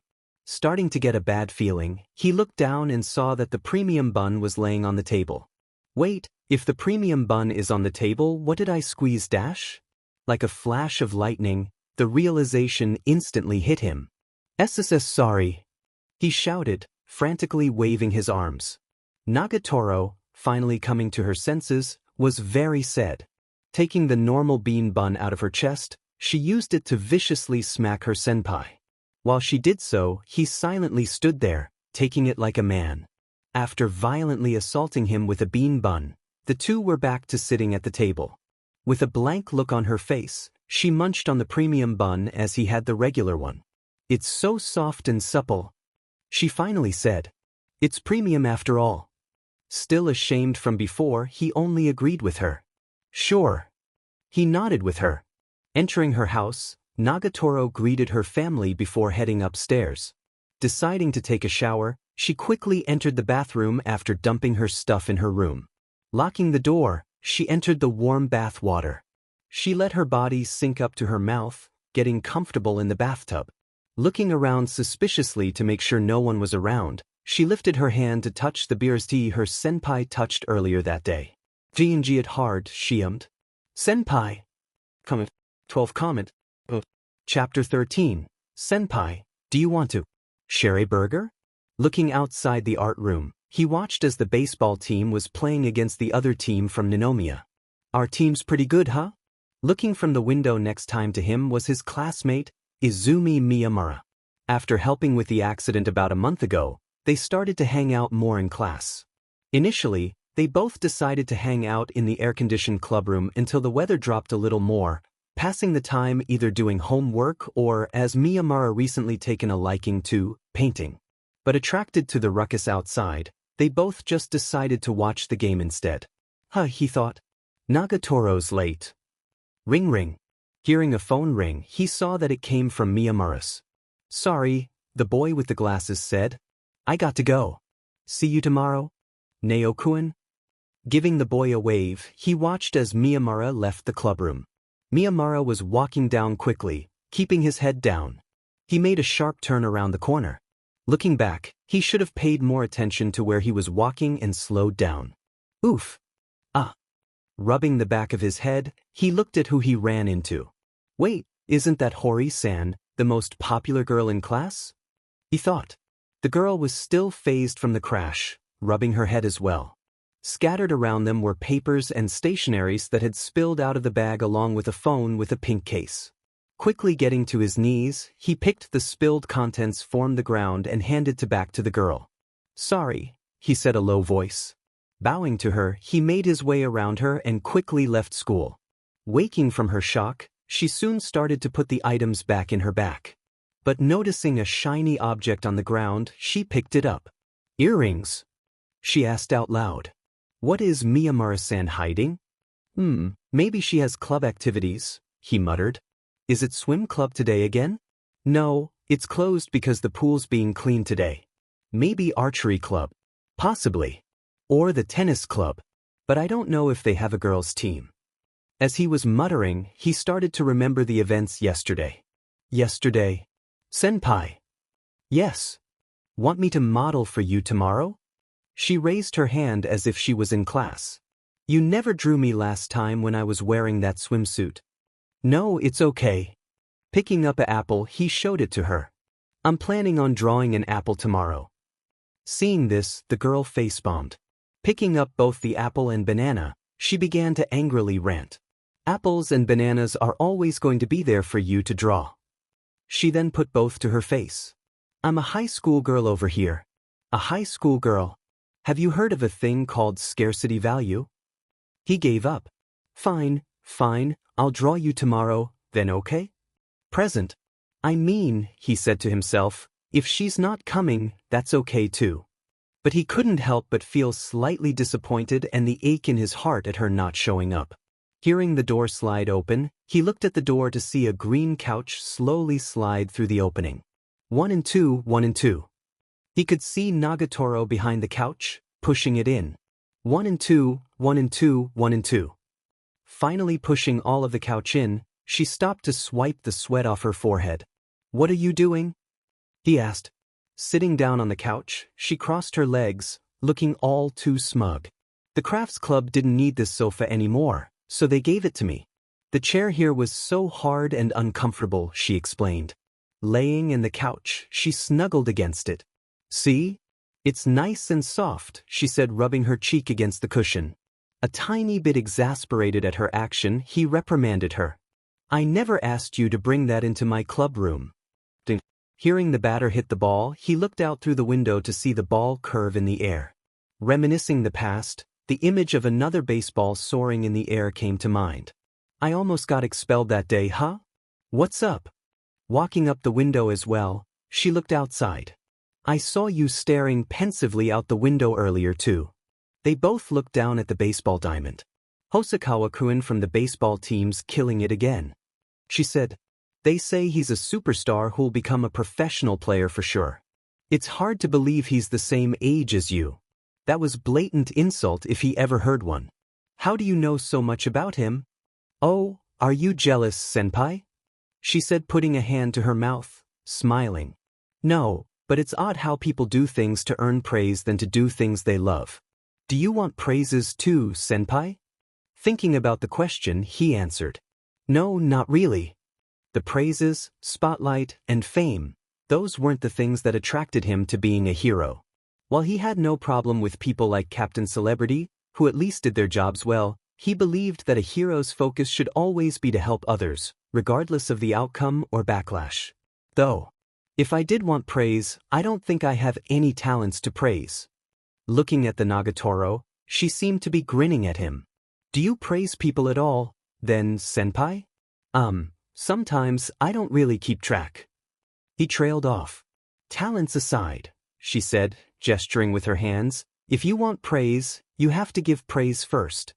Raising a fist, she shouted, he who never praises receives no praise. So with that said, she then sat down on the couch, pointing at herself. Try praising me. How did it come to this? He asked himself. Everything is worth a shot. She responded to his rhetorical question. Ready? Come on. What am I supposed to praise you for again? Looking at Nagatoro, he started to play along and think of praises for her. Her face is cute, but I couldn't say that to her face. He then looked below her waist. She has nice, slender legs? That would be SXL harassment. Looking upwards again, he stared at her hair. Her hair smells nice. That sounds creepy. But seeing as it was the safest option, he decided to go with it. Why your hair is nice and smooth. He managed to speak out. Clapping her hands, she laughed out loud. Nice? Blushing, he covered his face with his arms. Seeing this, with great effort, she stopped laughing. Sorry, praise me more. Why you have a light step. Light step. She repeated, before standing up to start moving side to side rapidly. Whoosh, whoosh, whoosh. Enjoying herself, she giggled. Come on. More. The first time we met in the library, when you smiled at me, your eyes. He said, recalling the memory, that I thought I was staring at stars. Hearing such a heartfelt compliment from him, she was stunned before turning bashful. Scratching her cheek, she looked to the side. Thanks. Both sitting down, Nagatoro bit her lip before speaking. Since you said a lot of nice things about me. Suddenly, her shy demeanor switched back to teasing face. I'll praise you this time, senpai. She then started rubbing her chin while looking at him. Leaning back and forth multiple times while looking at him, she stopped and crossed her arms, nodding to herself as if in deep contemplation. As if a light bulb went off in her head, she smiled brightly at him. Your face is funny, she said confidently. You make a lot of interesting expressions, senpai. She said, returning back to rubbing her chin. And if I stare at you long enough, you start twitching under your eyes. She then focused on staring at him. Avoiding eye contact, he consciously prevented his eyes from twitching under the girl's gaze. Come on, keep steady. No. His eye twitched. See? You're twitching under your eyes. She exclaimed while pointing at him. And my eyes were just itchy. Are you sure about that? Weren't you going to model for me today? He shot back, trying to change the subject. Okay. The girl sat back down on the sofa. How should I pose? Since we have this sofa. She started shifting around, doing various poses. Something like this? Or like this? Look. What do you think, senpai? Seeing his blush grow larger, this was the time to land the finishing blow.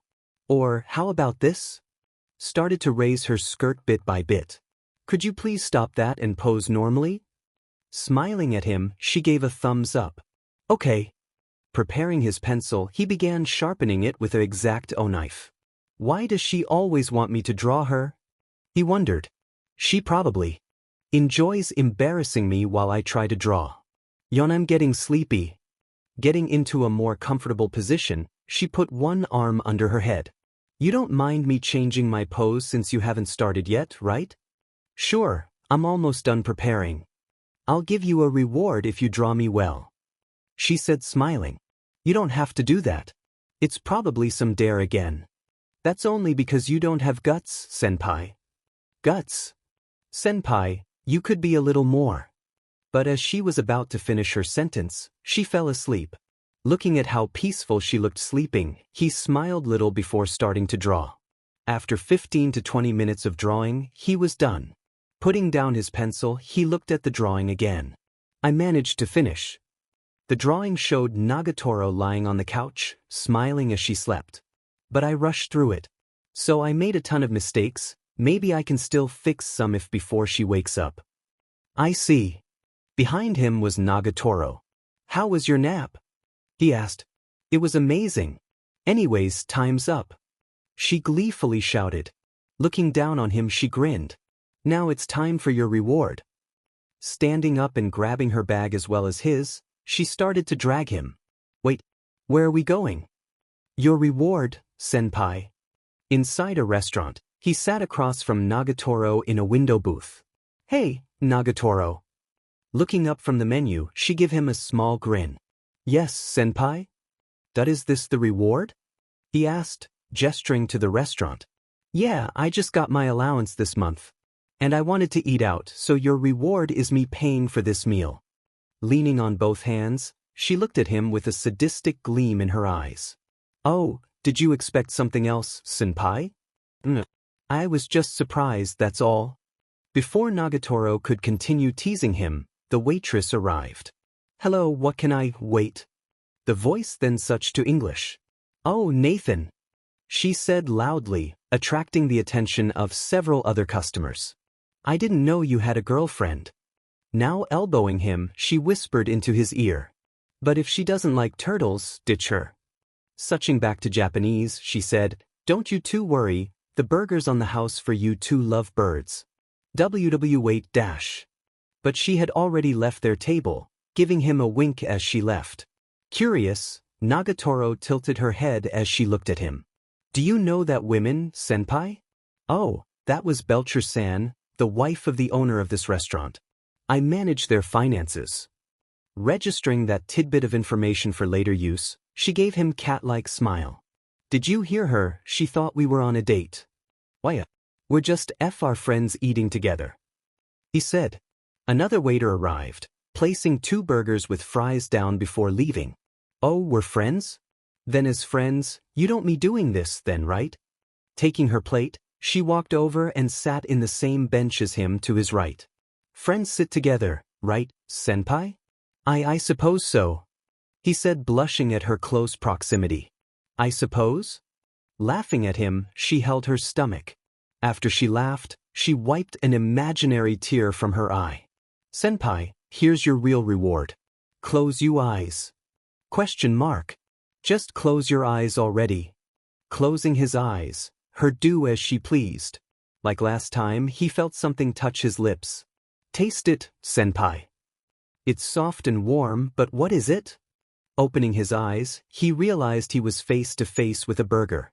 Nagurro moved the burger away from his face to reveal his tongue slightly sticking out. She began laughing at his face. What are you doing? Trying to get your tongue in? Seeing his shocked face, she continued. You're a million years away from being able to kiss me. I wasn't trying to get my tongue in. He said, looking away from the burger. You said taste, so? Though, she spoke, I did like your drawing you did of me after school. Oh, no problem. You asked me to draw you, so I tried my best. But before he could talk more, he heard a ring come from his pocket. Pulling out his phone, he realized that it was his work phone. Looking sorry, he apologized to Nagurro. Sorry, I have to deal with something. See you next week? Oh, see you later, senpai. Quickly waving to her, he got up and left the booth. Waving to Linda and the other staff as well, he left the family diner. As she watched her senpai leave the door, her attention turned back to the burger she used to make her senpai kiss. Blushing, she raised the burger to her face before giving it a kiss where his lips touched. An indirect kiss with senpai. She whispered to herself. From the kitchen, Linda watched T-girl kissing the burger while munching on popcorn. Grabbing a handful of popcorn, she stuffed it in her mouth. This is better than my soap dramas, she said before continuing to eat popcorn. Creator's thoughts. VenerableFox. Your gift is the motivation for my creation. Give me more motivation. I tag this book. Come and support me with a thumbs up. Like it? Add to library. 3. Comment. 11. Comment. Chapter 14. Poofy. Hi. The fire roared as the forest burned around the clearing. Standing in the middle was a being with leather jacket and breathes and a skull for a head on fire. Burn down, you shitty forest. Cackling, the skeleton proceeded forward as multiple men in suits laid on the ground, unconscious. Mama! Mama, where are you? A young girl called from behind a tree. Calmly walking towards the girl, the flaming skeleton head approached the crying child from behind. Raising his leather fist, he spread open his fingers. Fire spread to each finger, making a large claw of fire. Cry, little girl, fuel my flames with your flesh. He swung down his hand. Strangely, the girl stopped crying only to turn around and smirk at the man. Hee hee, Mama and Papa are going to make you bye-bye, she said, sticking her tongue out. Why would there be a girl by herself in the middle of the woods unless it's a trap? But he was too late as two bisecting lines appeared on his torso. The biker skeleton burst into flames before crumbling into ash. The nearby winds blew the ash, scattering his remains forever. By the girl's sides were a man and a woman who were now cuddling the child. Yui, are you all right? We told you not to run off, young lady. Holding the black-haired child, in their arms was a chestnut-haired girl with a rapier in her hands. Don't cry, Mama, he couldn't even scratch me. And wasn't my acting great? The child said proudly. The black-haired man with two dark-colored swords narrowed his eyes in worry. We know, but promise us that you won't do that again, or no more ice cream before bed, all right? He said in a serious tone. Yui started shivering as tears appeared in her eyes. Yes, Papa, I won't do it again. Just don't take my ice cream. Asuna, still holding her daughter, glared at her husband before turning back to swaddle the child. Kirito picked up his phone and dialed in a number. Hello? Yeah, I need to report something. Dream. She walked down the hall to the familiar clubroom.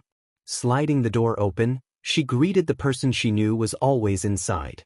Hey, senpai, she said in a happy voice. Sliding across the floor, she pointed at him with both hands. You're looking gross as ever. Strangely, he didn't express any emotion. He only glanced at her before turning back to his canvas.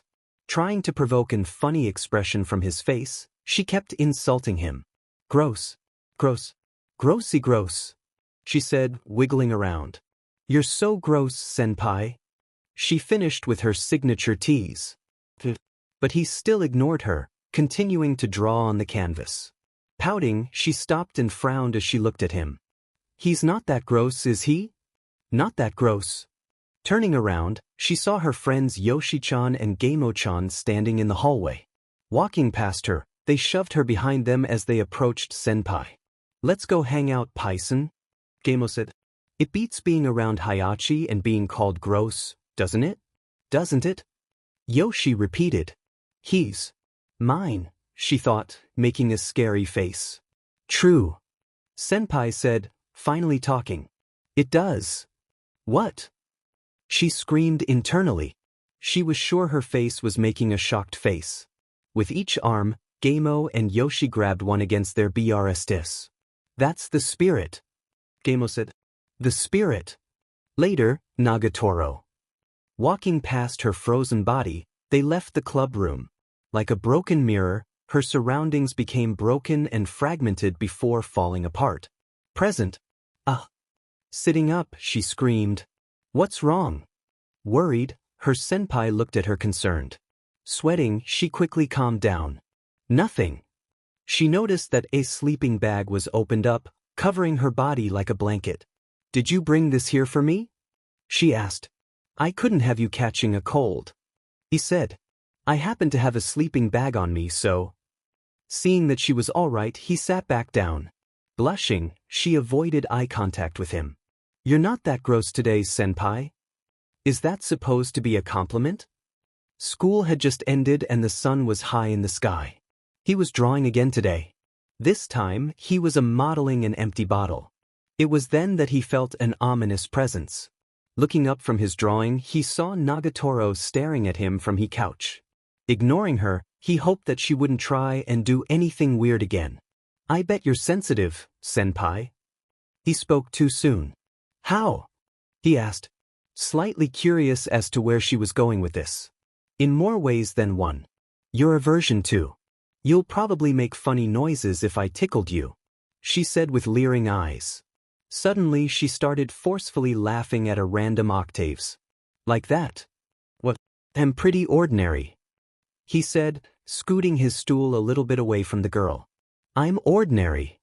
Standing up, Nagatoro sluggishly lurched her body around like a zombie. Both of her hands were already making grabbing gestures. "Shall we find out, then?" As soon as said that, she jumped on him. Instinctively, his arms moved forward to catch the girl. But after realizing what he did, it was too late. She had already latched onto his sides. Tickle, tickle, tickle. Ha! Stuff. The Soha dash. 5 minutes later, he was lying on the couch, gasping for air after laughing too hard. "I knew it. Senpai's sensitive." "What?" he said, peeved at her comment. "What about you then?" Sitting to him, she put her hands before her back, reclining back into the sofa cushion. "I'm not ticklish at all." Smiling, she narrowed her eyes at him. "Want to find out?" Nope, he wasn't going to fall for this trap. Then again, there's no way you're going to tickle a girl. Leaning in closer to him, she started poking his shoulder. "That's way too much for a version like you, right, senpai?" Trying to protect his dignity, he called her bluff. "I could tickle you, and no problem." "Oh, really?" Unbuttoning her shirt, she slowly slid the shirt off the shoulder. As she was doing so, his mind went hashtag carrot dollar carrot and carrot percent dollar hashtag and. "Okay, go ahead." Fully taking off her shirt, she revealed the swimsuit she was wearing underneath. "You can tickle me, senpai," she said, moving her arm up to reveal her armpit. Gulping, he decided to just do it and get it over with. His fingers slowly began to approach the girl's vulnerable armpit. As the fingers slowly approached the girl, she started to whistle harsher and harsher while her face started to get redder and redder. Sweat became visible on her skin as she suddenly felt hot. "Senpai's going to touch me. He can't touch me there yet," she screamed in her mind. So she made her decision. She chickened out. "Just kidding." Quickly covering her armpit, she lowered her arms. "Let's not." "Huh." Blushing, she looked at him with tears forming in the corner of her eyes. "You had creeper eyes," she said, sweating. After calming down, Nagatoro buttoned up her shirt. "Oh yeah, there's a video I wanted to show you." Not looking away from his canvas, he nodded to show he was listening. "What video?" Coming up right behind him, she played a video on her phone. "Doesn't this video give you the feels?" Glancing over his shoulders, he saw a video of a man shearing an animal. A sheep. Excited, she gushed over the video. "Look at all that poofy will get sheared off. Isn't there something thrilling about it?" He looked at the face she made, slightly worried for her sanity. I guess it's kind of satisfying to watch, right? The feels." Seeing that no need to pay any more attention, he went back to his drawing. Looking at his head, she stared at his hair. She then looked back to the video before looking back again at his hair. "Your hair is getting pretty long too, senpai." Not fully paying attention, he responded back. "Yeah. I haven't been to a barber shop in a while." Staring longer at his head, she saw a fluffy sheep overlap with his hair. Smiling devilishly, she decided it was time to enact her plan. "Do you ever get your hair sheared?" she asked. That finally got his attention. "What? I'm not a sheep." Putting a hand to her mouth, she giggled. "I mean, you kind of are." Rubbing his hair with both hands, she ran her fingers through his fluffy mane. "Wow," she thought. It's fluffy. You're going to have hard times seeing if you don't do something about it." Shaking his head, he managed to get his hair out of her hands. Covering his head with his hands, he made sure she didn't try to reach for it again. "I'll go to a barber shop tomorrow. So please don't touch it. It's kind of dirty." But this response seemed to egg her on. "The barber shop?" Grabbing something from her backpack, she walked back to him. "I'll give you a hand instead." He turned around to see what she was talking about. Giving him a scary smile, she was holding a hair cutter. With shearing. With a press, the hair cutter turned on, vibrating. "Why do you have that?" he shouted, backing away while gripping his hair. "I borrowed it from my brother and just happened to have it with me. That's all." Lies. With a crazed look in her eye, she began to slightly drool. Imagine how satisfying it'd be to shear off all of Senpai's poof ball. "I said I'm not a sheep." The distance was closing between them. "Can't I? Please?" "No." "Just a little bit? Just the tip. Come on." Backed up against the busts of various artists, he panicked as Nagurro got closer with the razor. "I've never had my hair cut so short at the barber that they'd ever use her a shaver." Pausing, she took time to consider his statement. Pouting, she turned off the shaver. Nuts. Putting the shaver down, she went back to her backpack. Pulling out a comb and scissors, she showed them to him. "Fine with scissors, then," she said while snipping the air. Her holding anything remotely dangerous made him anxious. Especially for his own health. "I don't think this is a job for beginners, Nagurro. I'm pretty good at cutting hair," she said proudly.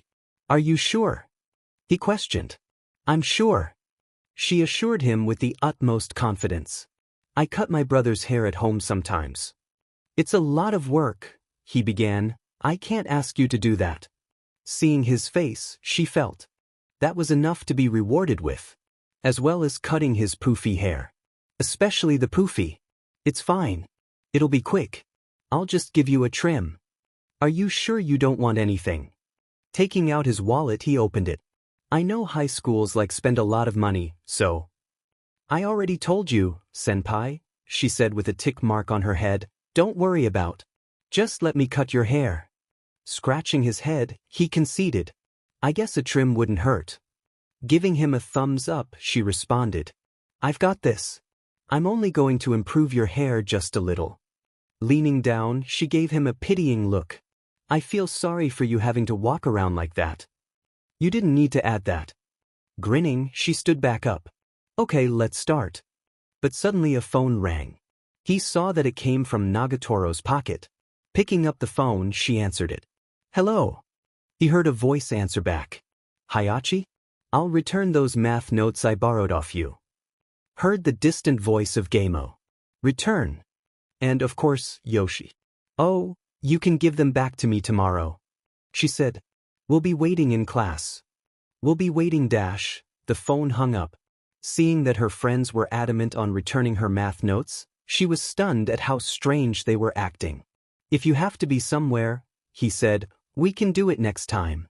He really didn't want her to prioritize cutting his hair at her own expense. She just gave him a smile before putting her phone back in her pocket. "Just a second. I'll be right back." Seeing her not giving a no, he just let her be. "Okay," he said, watching her leave the classroom. Unknown to either of the students as Nagurro was running down the hall was a pair of girls giggling from around the corner. One of which was holding a phone in hand. Seeing nothing better to do while waiting, he went back to drawing. He thought while shading in the shadows, maybe my hair is getting a bit too long. He then heard the door slide open. "Wow, that was fast dash," he said, turning around. But he stopped when he realized it wasn't Nagurro who returned, but her friends Gamo and Yoshi who had arrived. "Sup?" Gamo said, giving him a finger salute. "Sup, senpai?" Yoshi added, giving him finger guns. Still traumatized by his last interaction with Nagurro's friends, his voice wavered as he greeted them. Hello you two. Sorry, but Nagurro's not here right now." "I know." "What? Why are you here then?" he asked them, confused on why they showed up. But they just continued looking around the clubroom, with Yoshi sniffing as she did so. Sniff, sniff. With her hands on her hip, Gamo gave the room a once-over. "This love nest sure does smell weird." "A nasty smell?" Yoshi asked. "It's the smell of oil paints," he said, helplessly smiling as they snooped around. Yoshi suddenly spotted something from the corner of her eye. "A shaver?" The girls then turned to look at the boy behind them. Nagatoro said she'd cut my hair. Looking back at the shaver, they both imagined as a shaver shaved their senpai's hair until he was bald and sparkling. Giving him terrifying grins, they face him, with one of them still holding the razor. Nope, he wasn't dealing with this. Making a run to the windows, the girls were shocked when he jumped out. They were about to head to the window to check whether or not he survived the fall when they heard his voice. "I'm free." Their shocked faces morphed into anger. "He escaped. Come on, we can still catch him. Catch him." The two girls raced out of the classroom to give chase to their senpai. If the girls had just looked outside of the window, they would have been greeted with the sight of him hanging onto the windowsill solely using the grip strength of his fingers. Peeking his head in the window to make sure they were gone, he lifted himself back inside the classroom. He let out a sigh of relief. That should keep them away from me for a while, he thought.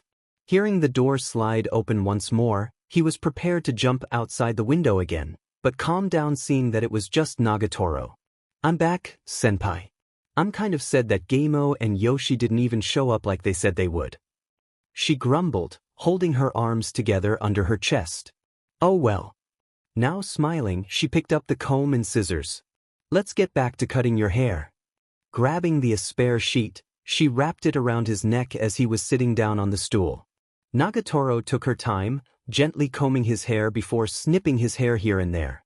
If anyone else were to walk in on the two, they would be greeted to a flowery atmosphere that had pervaded the room. "Don't cut it too short," he said. "I know," she responded. "How about like Ikkyu-san short?" "That's way too short." Holding up a mirror, she put it in front of his face. "How's about that?" Seeing him still looking at himself, she asked him again. "Well, yeah," he said, moving his head around to see everything. "I think that looks great. Thanks." Hearing his compliments, she blushed. Scratching her cheek, she grinned while avoiding eye contact with him. "Although a little bit of a haircut isn't going to change how creepy you are," she said, tapping his nose. He couldn't himself to be angry at her after all the handwork she put into cutting his hair. "Really, Nagatoro? Thanks." "No problem, senpai." She was sweeping the floor of the art room, making sure not to miss any stray hair. It took a little bit of convincing to get her senpai to leave, as he volunteered to clean up, seeing as she already cut his hair. After teasing him a little bit, he caved him and said his goodbyes before leaving school.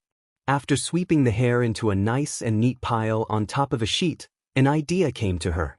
Closing the clubroom door, she walked back to the pile of hair. Picking up a large clump of hair, she felt it in her hands. So soft and poofy, she thought, tossing it between her hands. "I wonder what senpai's hair smells like?" Bringing it up to her nose, she inhaled the scent. "Oh, it smells like apple and cinnamon." The scent made her exhale in a drowsy state. With her eyes closed, she smiled. "I love senpai's smell." "Okay, time for polls for pairings? Here are your options. But keep in mind that ultimately, I'll be deciding the pairings and that these are just to look at when making some decisions. To vote, comment on the option once, writing, Poggers. Nagatoro. B. Nagatoro plus friend group. C. Nagatoro plus president. D. Nagatoro plus friend group plus president. Creator's thoughts. VenerableFox. Your gift is the motivation for my creation. Give me more motivation. Creation is hard, cheer me up. I tag this book, come and support me with a thumbs up. Like it? Add to library? Have some idea about my story? Comment it and let me know. Comment. 32 comment. Chapter 15. Thanks, senpai. Hi guys, if you haven't already, go back to vote for pairings in chapter. The poll closes next Monday by 11:59 p.m. Pacific Standard Time. Another thing I would like to announce.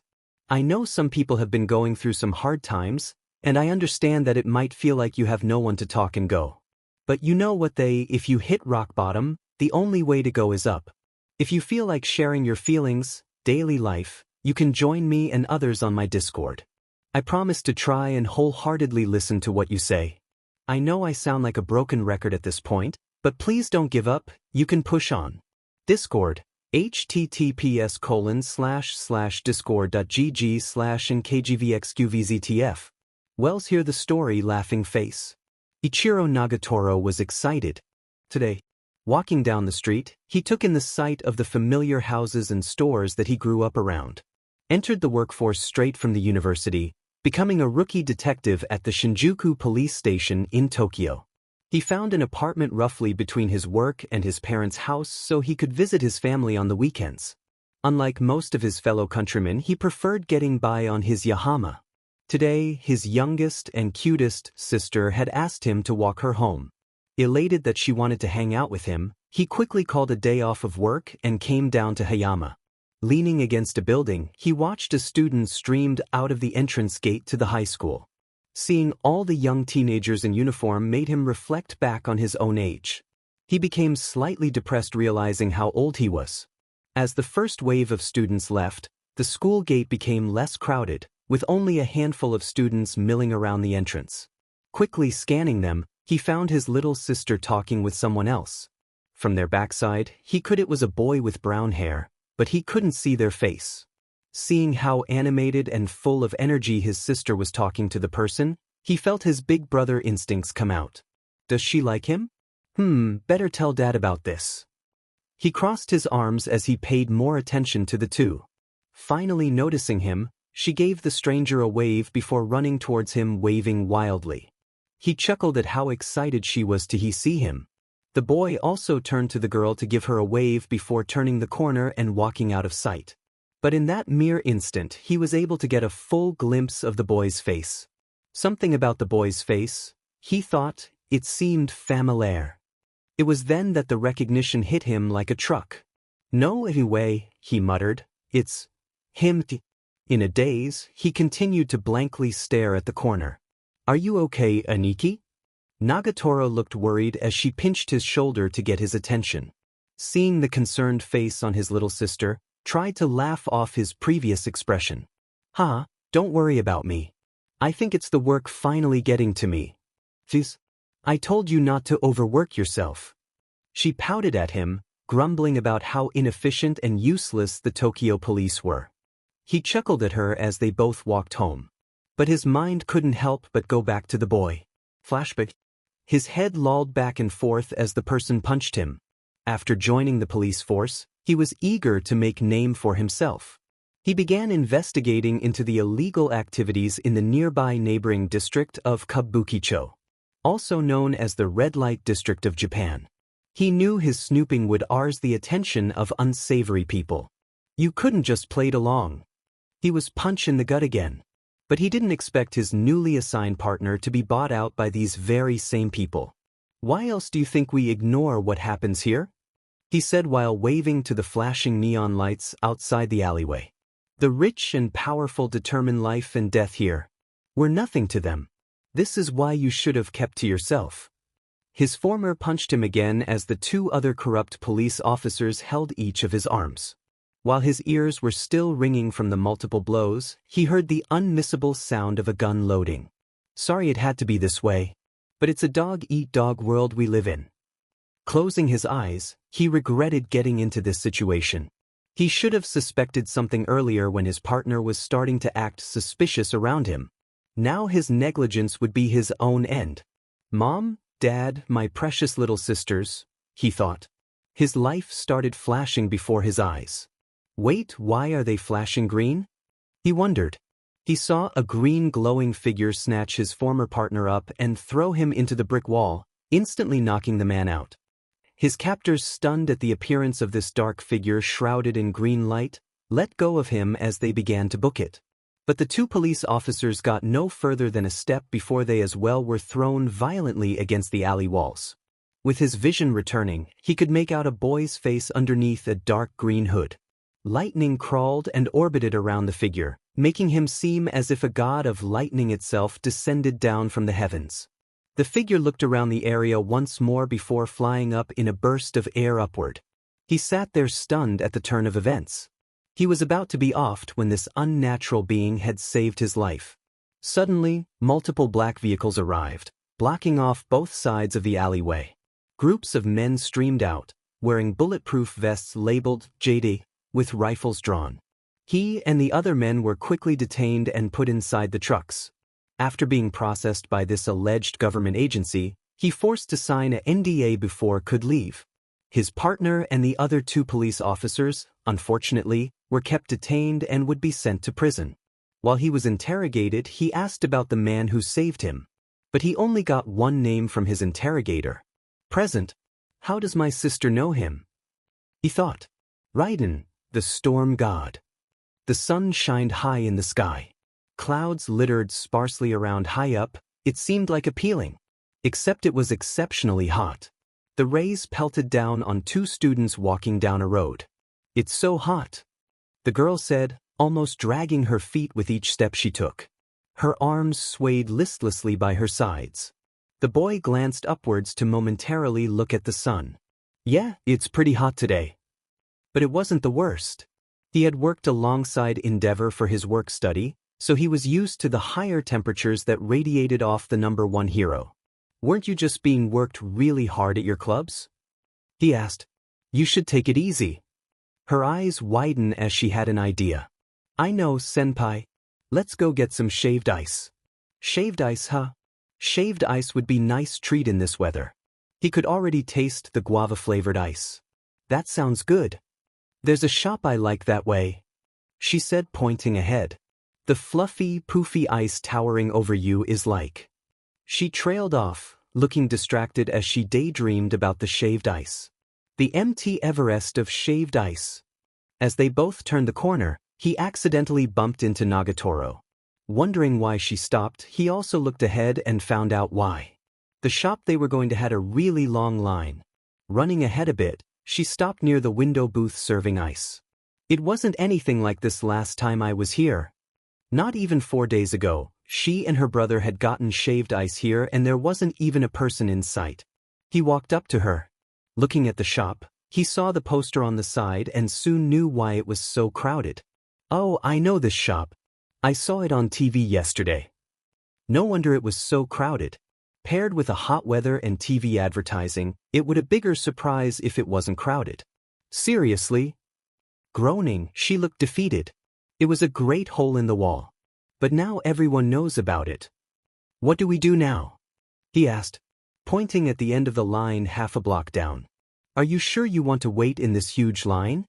Nagurro looked frustrated for a moment before a determined look appeared. Grabbing his arm, she began dragging him with her as she ran down the line. We're getting in line, senpai. Hey. It's for the fluffy shaved ice. With a crazed look, she continued pulling him along. We'll survive it through sheer force of will. Smiled awkwardly, seeing how determined she was to get shaved ice. We could always go for convenience store ice cream? Suddenly, the girl stopped in place. Turning around, she looked at him with a face that screamed, I won't hesitate, beach. Convenience store ice cream? Her voice became deeper as she emphasized each word. Yup, at this point he had to retreat or risk the divine punishment of the girl in front of him. Fine. We'll line up. After waiting about 10 minutes, the line had not moved at all. Contrary to it, more people got in increasing to a point where they were not standing in the middle of the line. The line hasn't moved at all, he stated. The girl responded back with a fierce look of determination while crossing her arms. Willpower. But her voice began to slightly waver under the heat. Endure it with willpower. Willpower. Looking behind, he noticed there the line had begun to increase again. There's a build-up behind us, too? He thought. But as he was looking behind, he noticed 2 guys gawking at Nagurro's back. Looking at Nagurro's back as well, he found that the sweat from the heat had made the back of shirt transparent. Visible through the shirt was her red, cotton bra. Taking quick action to prevent the men from continue to stare at his friend, he moved to stand directly behind her so as to block the men's view. Waiting in line for another 10 minutes, they had barely moved up by 1 person. Nagurro wasn't faring so well, seeing as she's starting to sway back and forth, looking exhausted. He became worried. Are you all right? Nagurro didn't respond, only shakingly raising her hand in affirmation. Maybe you should sit down in the shade for a while? He suggested. The poor girl looked as if she was about to collapse. "No," she said, shaking her head weakly. "I can still manage." He stared at the back of her head. He noticed that her legs were wobbling, barely keeping her standing. Her sweat had not traveled throughout most of torso, soaking her shirt. Her face was red from the heat, breathing a deep breath each time. Overall, he did not think she could manage much longer. So he decided to take matters into his own hands. Securing his bag so that is over his head to the other side, he quickly went in front of Nagurro. He then grabbed her by her thighs, lifting the smaller girl up and onto his back. His sudden intimacy shocked her and those around them. The men who were gawking at the high school girl's back earlier became jealous. "Hey, senpai. What are you doing?" she said. If it wasn't for the heat, she would have blushed harder. She grew very conscious of the big hands holding on to her thighs. Her arms flailed slightly as she tried to understand the situation she was in. Put me down, senpai," she yelped. But he ignored, continuing to give her an impromptu piggyback ride as he tried to find her shade. "Nagurro," he said clearly. She stopped fidgeting to pay attention to him. "I know you want shaved ice," he said. "But as favor for me this one time, let me treat you to something else, okay?" Shocked and attracted to how bold he was, Nagurro just nodded minutely. Deciding to get comfortable on his broad back, she wrapped her arms around his neck. "Okay," she whispered. Whether it was out of embarrassment or exhaustion, he couldn't tell. Hesitatingly resting her head on his shoulder, she closed her eyes to prevent herself from blushing any harder. After jogging for a minute, they both arrived in a nearby park. Putting her gently down, he let her sit down on a bench. Seeing how red she was from the heat, he decided to go to the vending machine to get her something cold to drink. Seeing her senpai walk away, she put her hands to her beet-red cheeks as if to contain the blush. "Senpai C carried me," she thought. "He's pretty strong. And manly." At the last thought, her face felt too hot. Though embarrassed, she enjoyed being carried by him. "I hope he carries me more in the future." A stray thought whispered in the back of her head. "Here," he said, returning back from the vending machine. Nagurro was leaning back against the bench, sweat covering her body.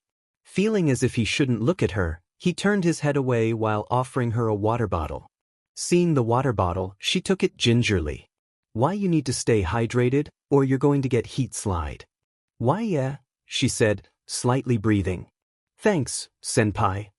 Opening the water bottle, she began chugging the refreshing water down her throat. He stood next to her, watching the birds and squirrels in the nearby trees. "Wah," she said. Standing up, she moved a fist into the air. Fully charged. He just stared at her while taking a sip from his own drink. But her emotions took a 180-degree turn as she became depressed. "Fluffy shaved ice. Want to line up again?" he asked. Appearing happy again, she smiled at him. "Nah, I'll give up for now." Shin gave him a thumbs up.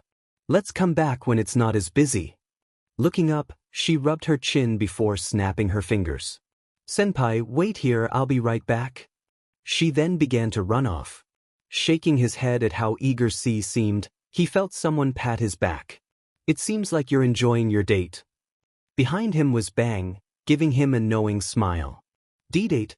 No, you got the wrong idea," he shouted while frantically moving his arms everywhere. A D-date implies that two people who share an interest in each other have decided to have an outing to either determine or further their interest in the other party, and whilst having the potential of elevating said relationship to a higher level such as engaged or even married couple. But even if we're dating, we're too young and still in high school. Furthermore, by Japan marriage laws, the youngest one can marry in this prefecture dash. He muttered out loud, while rubbing both sides of his young Hakioji. The elderly man shouted.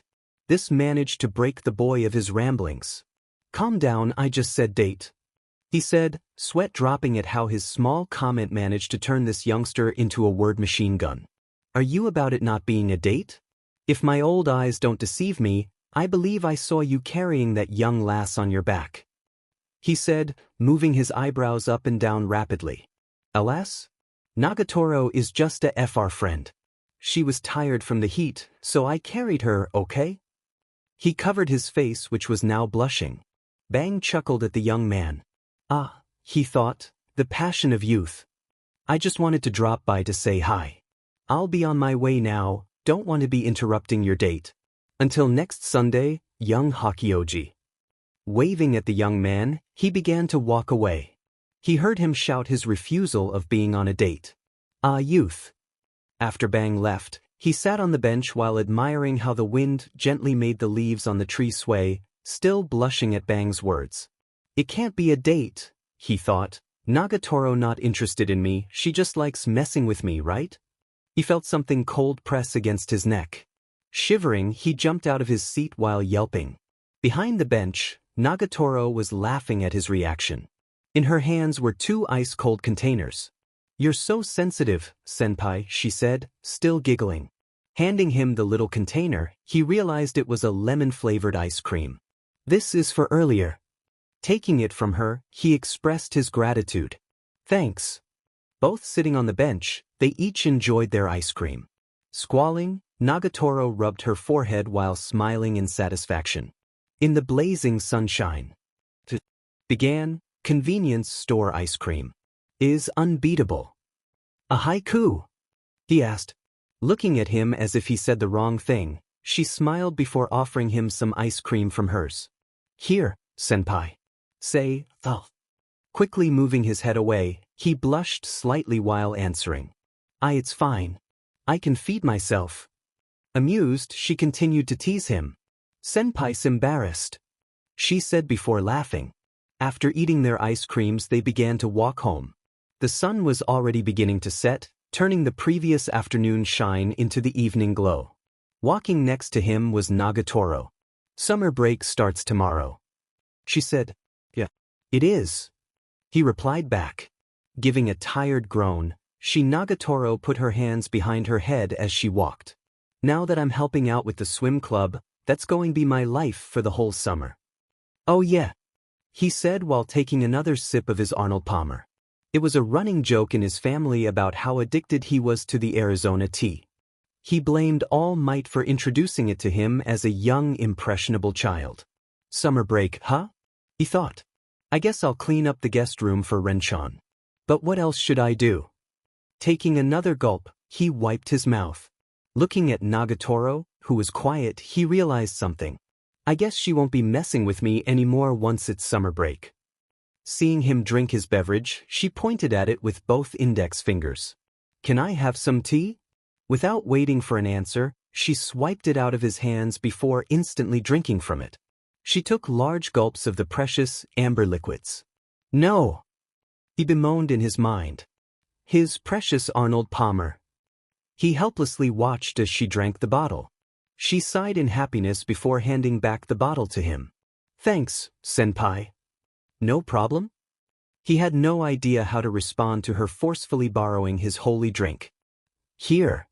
Taking out her phone, she turned it on. Want to exchange contacts? Wouldn't mind, I guess. Taking out his phone, held it out. Nagatoro raised her phone to his so that it could exchange contacts. Looking at her phone, she verified that it worked. There we go. Looking at the contact, she was confused at the name of the user.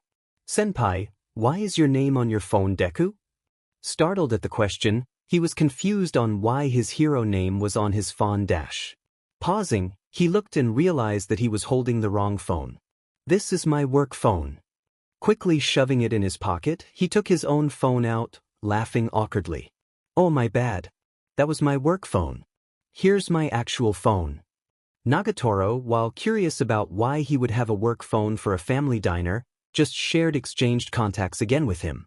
Can I ask you remove my work phone from your contacts? He asked.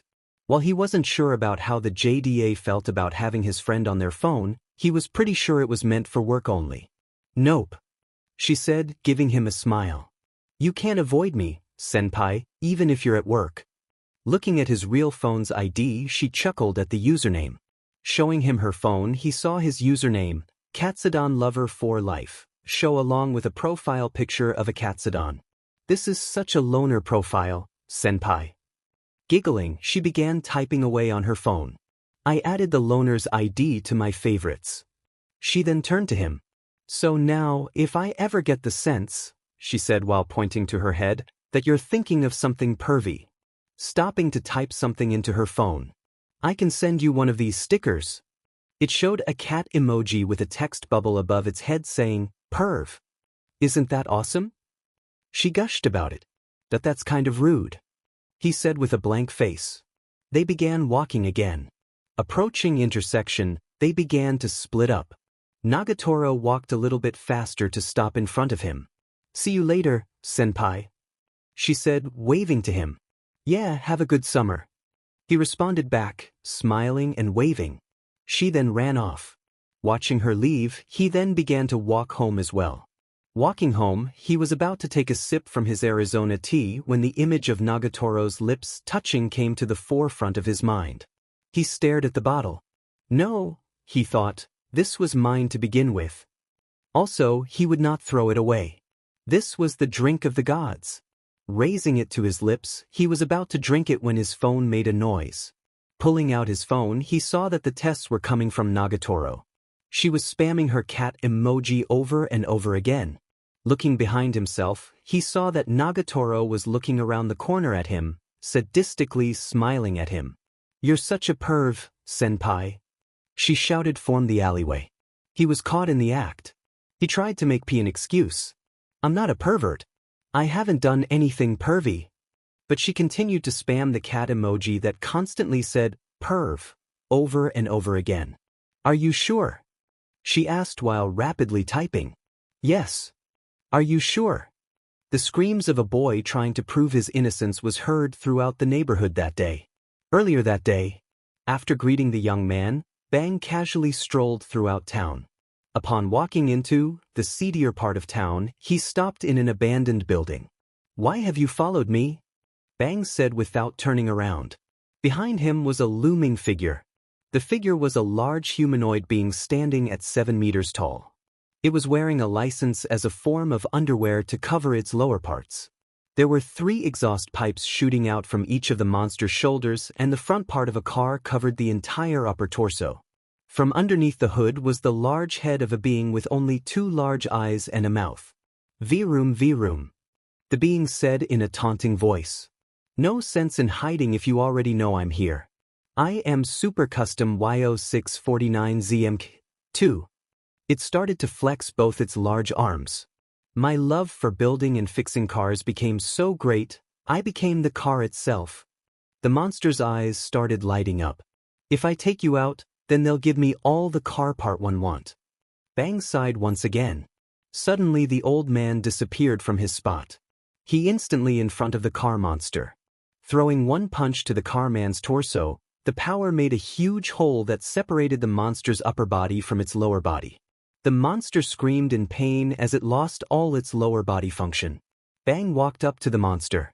Now are you going to tell me why you followed me since this morning? He asked again. Despite the pain, the monster laughed. You don't know who you're messing with. They are strong enough to make you look like an ant. I won't tell you anything. Bang looked at Monster's condescending face. So it seems. He gave another punch, which reduced the car man's head into bloody pieces. Seeing his bloody fist, he sighed again. He pulled out his phone with his clean hand and started to call someone. Sharanko? Can you heat up the water? I need to use the shower later.